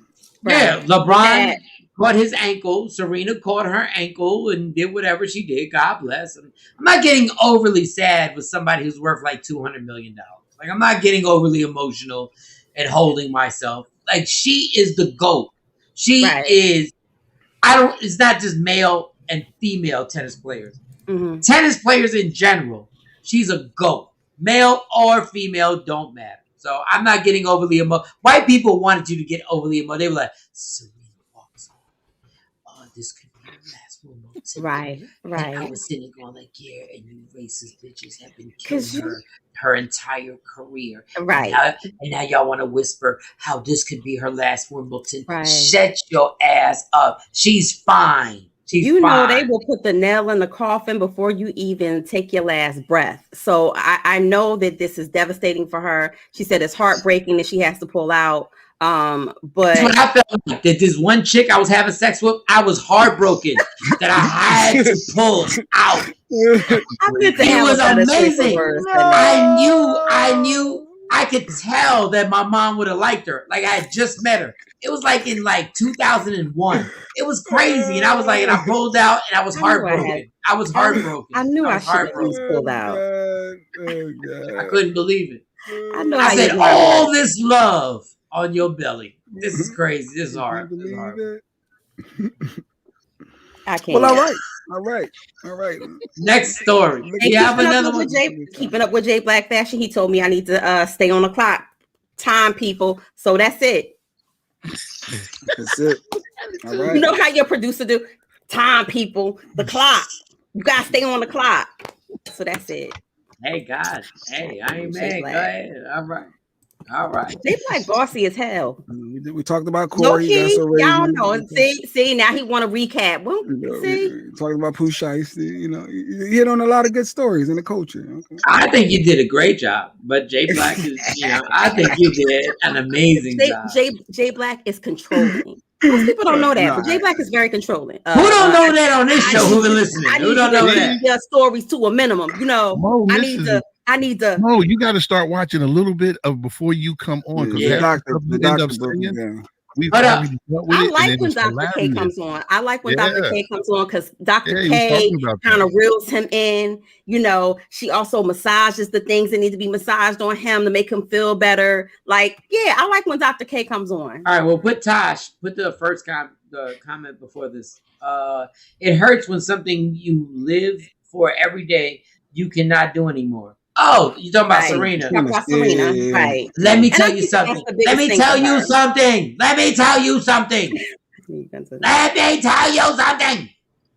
I love doing comedy. But if somebody gives me $200 million, I'm all good. So let's stop making this some incredible, oh my God. Yes, we get it. What was that comment? No, I think she was disagreeing. Who don't know Jay Black is not controlling? Oh, yeah. She said not controlling. I don't know if it's a typo, but I take it. She meant as in everybody knows you are controlling. Look at the laughs. Shorty do what? That's a joke. You are controlling. Jay Black, if you could control the sun, it wouldn't come out till Wednesday. Matter of fact, he might put a whole ban on it. It may not come out for the rest of the month. David Byrne said, God has blessed her all this while. Sometimes it's not a shame to lose a game, which is important to her. She and her sister, come on, Dave. We gonna really, this is a long ass comment, my dude. Come on. And almost everything they wish for. Jesus, Dave. My God. She and her sister are a royal family of tennis. They had fame and almost everything they wish for. Yes, I just said that. God damn. Just type what I say. Kathy, we had a breakthrough when Jay Black asked for help about his controlling self.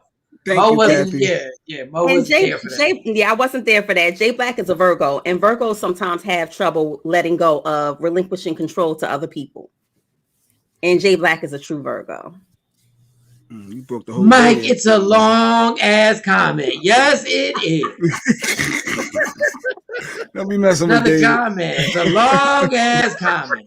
I'm not reading paragraphs up in here. Complaining about a listener. Oh, that's excellent. Oh, Tasha said, Jay Black, I'm agreeing. You are mad controlling. Everyone blink once if you feel abused. No, I'm gonna blink twice. I'm gonna blink 2 or 3 times. Come on, I feel abused every day. Jay Black has been abusing me for 15 years of my life.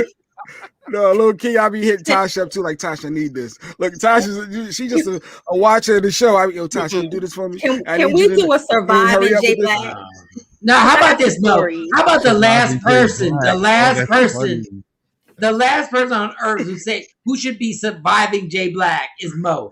Mo has been late to every show we have ever done in history. Traffic is crazy. 20 plus years. Ever. Traffic is crazy. Talking about surviving. Surviving you. Listen, Jay Black. Look. No, but check her excuses out. It used to be traffic, Now she said the link won't just load. I keep clicking the link, it just won't load. Like this, I'm not in control of technology. I'm clicking the link, but it just won't open. All right, I'm gonna try again. Oh, every time I try, okay, 5 more minutes later. Yeah. Okay, now it's starting to work. Huh? Yeah. Okay. All right. Yeah. The link won't work. Mm-hmm. Yeah. We're gonna wrap this up with controlling Jay Black, who made a breakthrough, I think. Yes. Kathy, the page is up on the media room, but it's something that I gotta change on here, and I don't know where this is coming from because the show is not free. So you can click the link and buy a ticket. Again, the show is not free, but it's saying that it's free. What show? Your show. I want to hug both of y'all. What show? Your show. The comedy show. I wish you would think that's free. That is not free. I come up to that ticket booth and act like it's free. See what happens. Shani said it was free. I want to meet David. I'm coming. No, it is not I'm going to free. be in Dallas. I want to meet David. He coming. No, David's super cool. Is that the one we met? Did we meet? That's the one that was singing. Yeah. That was his wife. No, his wife. Yeah. No, we love David. Now you gonna sing again when you see him. Yeah. No. I don't need him to sing to me. I just want to meet him, shake his hand. That's it. I see breasts and nipples all in my face. Yeah, Dave. She got white teeth. I'm gonna need for you not to serenade me, David, when I meet you. And I think to myself, of the woman I think about when I'm having sex with my wife. Wow. I was kidding. It's a joke. God damn. They think about other people. Wow. Who don't think about other people when they have sex? Who think about other people when they have sex? This started a whole nother conversation. Yeah, this has been a really good show. Y'all stop it. Y'all lying. Y'all stop it. Stop it. Yeah, I ain't touching that. Hey, Miss J Black. I ain't touching that. Oh no, that was Mike. What are you talking about, Miss? That was Mike. Why you gonna put it on Jay? Mike said it. Mike said it. I could have sworn. Kathy's comment was, how about we saw a nice, soft, serious side of Mike today after he blew up about his old job, Jekyll and Hyde. Welcome to, yes.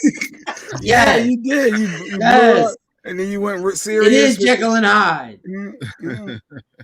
Yes. That's why I sit here and y'all be trying to front like y'all ain't never thought about somebody else during sex. Shut your ass up. Well, there's the comedy page right there. I think that's a man thing. You scroll down. It is not free. Just click the link right here. Somebody got to think about somebody else. You can get your tickets. Why you don't just have sex with the other person? Because you don't know them. Oh, you're talking about like a movie star. You're not around. If you're not around them. Oh my! Wow. Yeah. Okay. Yeah. Okay. You saying she want that as a topic tomorrow? I don't know. I don't think people will admit to that. I mean, maybe if they're not in a current relationship, maybe they admit to that. Doc said tomorrow, who thinks about other people while having sex? If y'all want to lie. Y'all go lie. Go ahead, lie. So that's what take you to the mountaintop? Dudes masturbate, right? Listen, I'm gonna do this in like 60 seconds. Dudes masturbate, right? Going They in 60 do? seconds. Yeah. Yeah, Jay, you can play. I know you got restrictions in your household. I get it. Wait, what? Restrictions on what in the world? I'm not even gonna go to his restrictions on. Dudes masturbate, and ain't nobody masturbated about the person that was sitting in the room outside the shower. Mm. One more time. Repeat. I would drop the mic, but I don't want to mess up my mic. Wait, you say it again because I missed them. Dudes masturbate in their home, and they're not masturbating about somebody that's outside the door, because if that was the case, they'd walk outside the door. So guess what? During sex, there are tons of people who close their eyes and think about somebody else. And if guys don't want to admit it, you go ahead and lie. Tim said it's a lie. Yeah. That's what gets you to the mountaintop. It's always left, Tosh. You know that. Every time. It never fails. I know, because the reality is the reality. Y'all cats don't want to admit this stuff. Like, y'all really be on some old, no, yeah, sure, yeah, okay. Sure, right. Sure, right. You know how many people are having sex with people they don't want to have sex with? Do you know how many millions of, do you know how many married people right now have sex on Tuesdays and Thursdays? That's a with somebody they don't want to have sex with. They just do it because they have to be there. They've been married for 15 years. So why didn't they just leave the relationship? First of all, don't ever call me Michael and say pause. Like, say pause. Like, your voice was like, Michael. No, why would it say pause? I was the female that was trying to understand, Michael. Well, then explain that character. Explain that character. Explain that character before you do it. You need a little bit more bass. A little bit more bass. Just say the question, Jay. Just say the question. No, it might be a female to say, well, why would you stay in that relationship? Out of obligation. B word. The same way people stay in relationships the entire time, out of obligation. Fantasy is healthy because it does prevent you from cheating. No, I don't think that fantasy is Dr. cheating. Hall said, is that cheating? It can be taken as cheating or fantasy. It can be taken as both or healthy. All three. I think that fantasy is healthy because it does prevent you from cheating. Wait a minute. Okay, maybe this is the topic. Because if you think that it could be not cheating, if you're thinking of fantasizing about another man and you're getting off. So, Jay Black, if you're fantasizing about Beyonce or Maya, do you think that your wife is going to say, "Oh, you're cheating on me"? Well, we're gonna say it because it's so late in the day. Let's save this because I'm intrigued now. And Mike said it could be healthy. So Mike thinking about another. Whoa! I did not say healthy. You said it could be all three. One of our listeners just said. Dr. Hall said, "Is that cheating?" I said yes. Or fantasy? I said yes. Healthy? I said yes. All three. So Mike, first of all, don't ever say Michael again. Thank you. Mike, I actually concur. I actually agree with you. No, I did that voice on purpose, Tosh. That was don't ever do that voice again. Don't do it again. Just don't do it again. All right, I'm staying away from it. I'm staying away. So Tosh said it's not cheating. So she's thinking about another man, or her dude thinking of her hubby thinking about another woman. Maybe she has a whole huge infatuation with Idris Elba. Is that cheating? We're gonna have to save this. This is something. I think this. If we got, Jay's about to explode right now. That's why I'm like, I smell my bacon. The show is over. Anything if nobody reveals it. If you keep it to yourself, how can it be anything? Well, you're transparent in a relationship, right? You guys communicate. You knowing certain things. I'm gonna leave Jay fuming with this. Jay truly believes. He truly believes that his woman has never thought of being attracted to another man ever. While he was with her. He truly believes that. You can say believe all you want. I be thinking about another man. How do you even know, dog? There we go. Everything you said earlier, Jay, how I guess I got to get my Dr. Hall book and start writing because this is a problem. Right out the window. I got to write. If a man came on a video if a man came on TV and your wife was like, God damn, he's fine, that's cheating. That's a problem. You know, Jay Black is sick. Y'all already know that that's a disrespectful. That's all types of problems. I know for a fact Stacey thinks The Rock is fine. I know for a fact Stacey thinks Michael B. Jordan is fine. They are. Say it. Mike, here you go. Call another man fine. Here we go. They are. They're handsome men. You think your wife watches a movie with you, and when a dude comes on and he's dope, she doesn't in her mind say, God damn, he's dope. There's no amount of journaling that's going to help Jay Black process this. Don't say that. Don't say that. This is all types of problems. When a bad chick comes on the movie screen, in your mind you say, yo, she bad as hell. Or you see a fat ass and you go, she got a fat ass. You think you're the only one who has those thoughts? Jay Black? That means he's cheating then. No, it was crazy. You done cheated on your wife every day.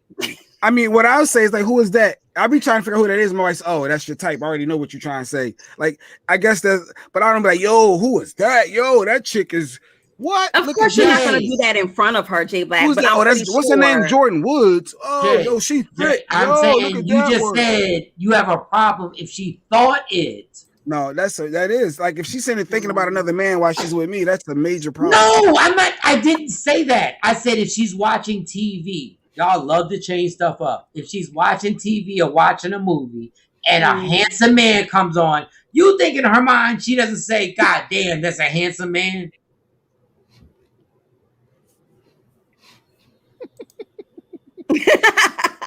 Lady Q, she said, don't come down here with this dumb ish. Not today, Satan. You be thinking about other men. Wait.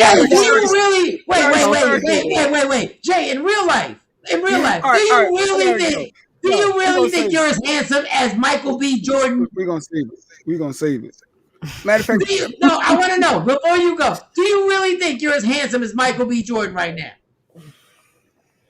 Miss J Black, don't drink the Kool-Aid. Miss J Black. No, Mo. Please, thank you. Mo. Answer. Do you think you look better than Michael B. Jordan? Your phone, Shiny. I'm gonna check your phone. I'm about to do a comparison. Jay, right now. I just want to know. You really think you look better than Michael B. Jordan, don't you? Mike. You really think that? Looks are in the eyes of the beholder, Mike. No, looks are in the eye. No, that's the biggest lie. Looks are in the eye of the. No, looks are in the eye of the lookers, dude. And the lookers say you ain't. You really think you look better than Michael B. Jordan for real? Like, you can try to pivot to something else. We were talking about. You said in sex. Is it healthy? No. Cheating? No. We were there. No. You said. I said. Do you think? I said. I know. Let me see. Let's do the comparison for those on media room. He just have to put up a picture of him and Michael B. Jordan. Oh no, not in that day. That was before I lost my weight. So that was before I lost. That day wasn't a sharp day now you for me. Put disclaimers on it. You putting weight preferences on it. What? I mean, he looked like a regular dude to me. I look like a regular dude. I'm just looking at the pictures. I'm just saying. Jay Black, Jay Black, I'm not calling you ugly. But I'm just gonna say I am better. That wasn't a good angle I had that day. I'm sorry. I am. It was all drinking and yeah. I'm pretty sure that wasn't Michael B. Jordan's angle either, but he looks good from all angles. Okay, all angles. Jay Black looked like his uncle. Uncle Spanky. All right, we gotta get this off of me. We gotta get this off of me. I think you really believe when y'all watching movies that you're the only one who finds somebody else attractive.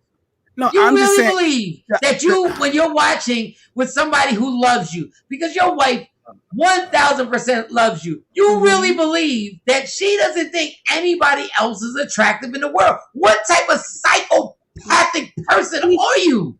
He's a whole psychopath. I done told you. It's normal. but it's normal. Dr. Hall, I need my session extended. I think I need additional 15 minutes. That's why when you were killing me on who did I say was handsome? You said Michael B. Jordan was handsome. Yes. This is weird. A man called another man. How is that weird? He's handsome. He really is. No, you said he was cute or fine or something. You said some extra words. He's I don't remember nice exactly what it was. He's handsome. He's a handsome dude. You were over the top with it. I know. I was over the top. You was. That day you were over the top. You said he was like cute. It was a time out of Paul's word, a violation, penalty on the flag on the play. It was a bunch on of the play to you for thinking that you look better than Michael B. Jordan. No, I didn't say I look better than Michael B. I said looks are in the eyes of the beholder. And and I clean up well too. Nobody said she was ugly. Wait. Eyes of the beholder. Those are white people statements. Eyes of the beholder. That's not. White people say that. It's in the eyes of the people who are looking. It's the lookers. Those are white people statements. Like white people say, perception is reality. That's a lie. Perception is not reality. But back to the point. You really think that we're supposed to live this life, and the woman that loves me, Stacey loves me. Stacey loves me for real. Stacey's been through hell with me. She loves me. But if you think that I think that Stacey ain't watching TV and going like, God damn, he's fine. You jump out the window. And if she said it out loud, how would you? Well, let's wait till tomorrow. Nobody said say it out loud. Nobody said say it out loud. Do you know how many women I've seen on TV while we laid in the bed? I never said, God damn, look at her. Man, that's a fat ass. It's too much. I know. I'm like, those breasts are amazing. And it was just a quick thought in my brain. It just went. It wasn't even a big deal. It wasn't like I was lusting. I was like, oh goddamn. Boom. Next channel. Next chapter. I've been married to Nas. Tosh, do your dude know that Nas is your husband in your head, Tosh? Does Champ know that? I don't know. I mean, that's kind of, I don't know. And how all right, take her. Don't accept no more of her comments because she ruins everything.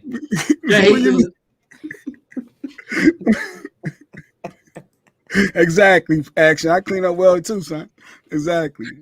All right, let's wait. Let's just leave it because people say leave it for tomorrow. So let's. Okay, so what's the topic tomorrow? So we can start with your dysfunctional ass right off the door. It's fantasizing or appreciating. No. It was. Is it cheating? Let's go back. It was a comment. I think was it the Dr. Hall that said it? Is it cheating? Dr. Hall said, "Is it cheating? There we go. Or fantasy, and is it healthy? Or healthy?" If you fantasize, it was fantasize, or I guess masturbating it was masturbating or having sex, and you're thinking about somebody else. Right? Is it cheating? We gotta make it more clear. Like masturbating, like come on. Like, I guess having sex or whatever. Like just thinking somebody. Let's keep it simple. If your partner thinks somebody else is sexy on TV, will you get mad? Let's just keep it on there. That's true. That is not generic. That's actually the opposite. It's specific. It's the opposite of generic. Generic is that cheating or fantasy or healthy? Specific if your girl thinks somebody else is attractive, would you get mad if you're watching TV? That's specific, not generic. Okay, all right, we'll see. And then are you okay with it? Okay, we'll see. We'll see. Put that picture of Jay Black and Michael B. No.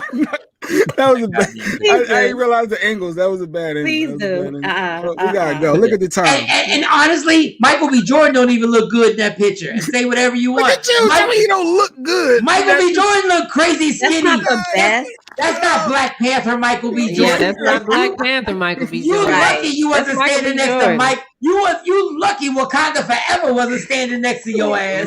Right. That's not Wakanda Forever. I was 70 pounds heavier. Didn't even need glasses yet at that point. Can somebody superimpose Jay Black right now so we can put him next to him so we can superimpose it so he can be like, I was 70 pounds overweight? I can't. I can't. All right, enough of me.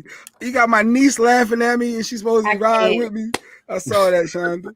I'm glad I never took a picture with The Rock. I'm glad I never took a picture with The Rock. And your niece, no. Michael B. Jordan is fine. Fine. It's a fantasy. It's never happened. You never know, Tosh. You meet Nas, you never know. It ain't and that picture, Michael B. Jordan ain't even a threat to me. He's just regular. But Wakanda, like he overshadowed you on his. Oh, he was a 6 that day. All right, little Nas X. I see you rating everybody. I see you. I would have. I need a new picture of him. Shawnee, you don't have a new picture of Michael B. Jordan? I need the Wakanda forever Michael B. Jordan. I need because to go. Back in his head right Michael now. B. Jordan was literally diabetic on that day. Like he literally needed sandwiches on that day. Yeah, right, Tosh. So much for being on time. I ended all my stories on time. Catch me on my best day. Catch me on my best day. I could have taken a picture with Michael B. Jordan that day, and we'd have been equals. Catch me on my best day. Catch me outside on my best day. Not to catch me outside.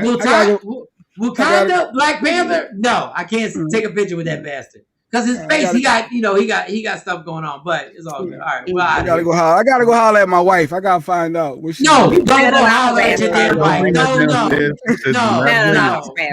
No. She ain't do nothing. Your wife ain't do nothing. Your wife don't go downstairs just starting no dumb J Black. No, it has nothing to do. She ain't do nothing. You see that? Don't come down here with that dumb ish. Not today, Satan. Don't do it. Satan, that's what she's saying. You see that picture? J Black was like, J Black gonna get mad at her for looking. So you gonna say the Michael B. Jordan of Creed, the Michael B. Jordan of Wakanda? You right here with him? Stevie Wonder, we all look alike. That's accurate. What? Even though all right, we'll talk about it tomorrow. Michael B. Jordan got that mouth that when he chews, them lips don't never come apart. Yeah. Mike, wow, Mike is all up in his mouth talking about when he chew, right? Now, come on, Mike. You taking things way too far what you sounding like. We know. Way too that thing up. I'm good. Talking about his mouth and how Michael B. Jordan is not that dope. It's just that he outshined you. Like he's not that dope. Let me get some pictures with me cleaned up. I'm gonna have some pictures tomorrow. I'm gonna cleaned up. Now Spanky gonna bring out the prom pictures. He's gonna bring out the wedding pictures where he's solo by himself. Just don't get mad at us. What I will say, no, get mad at us. Don't you dare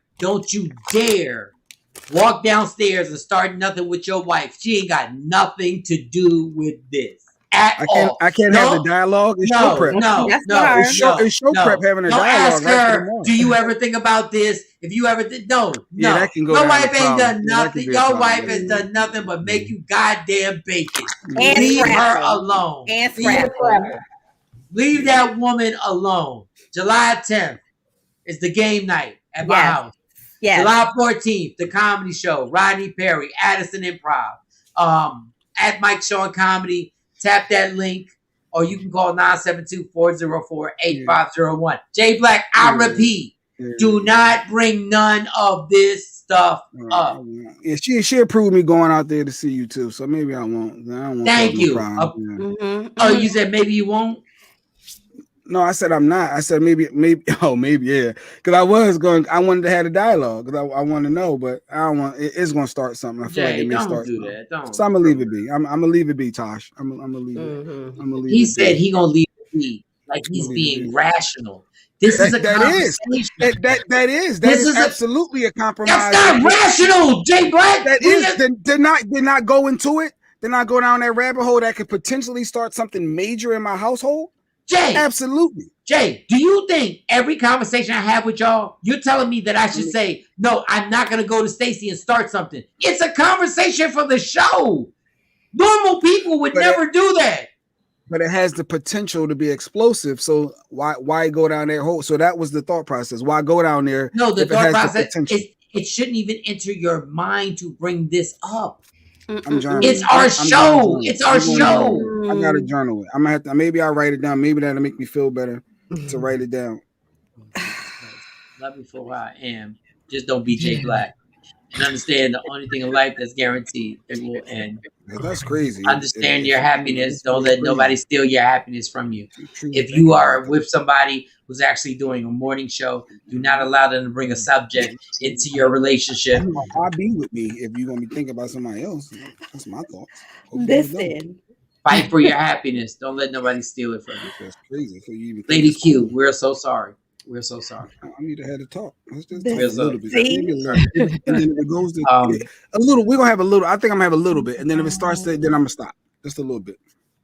Let's see how it go. Fight for your happiness. Get away from people like him. All right, that's it. We'll see y'all tomorrow.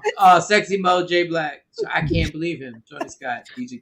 Thank you to Dr. Hall.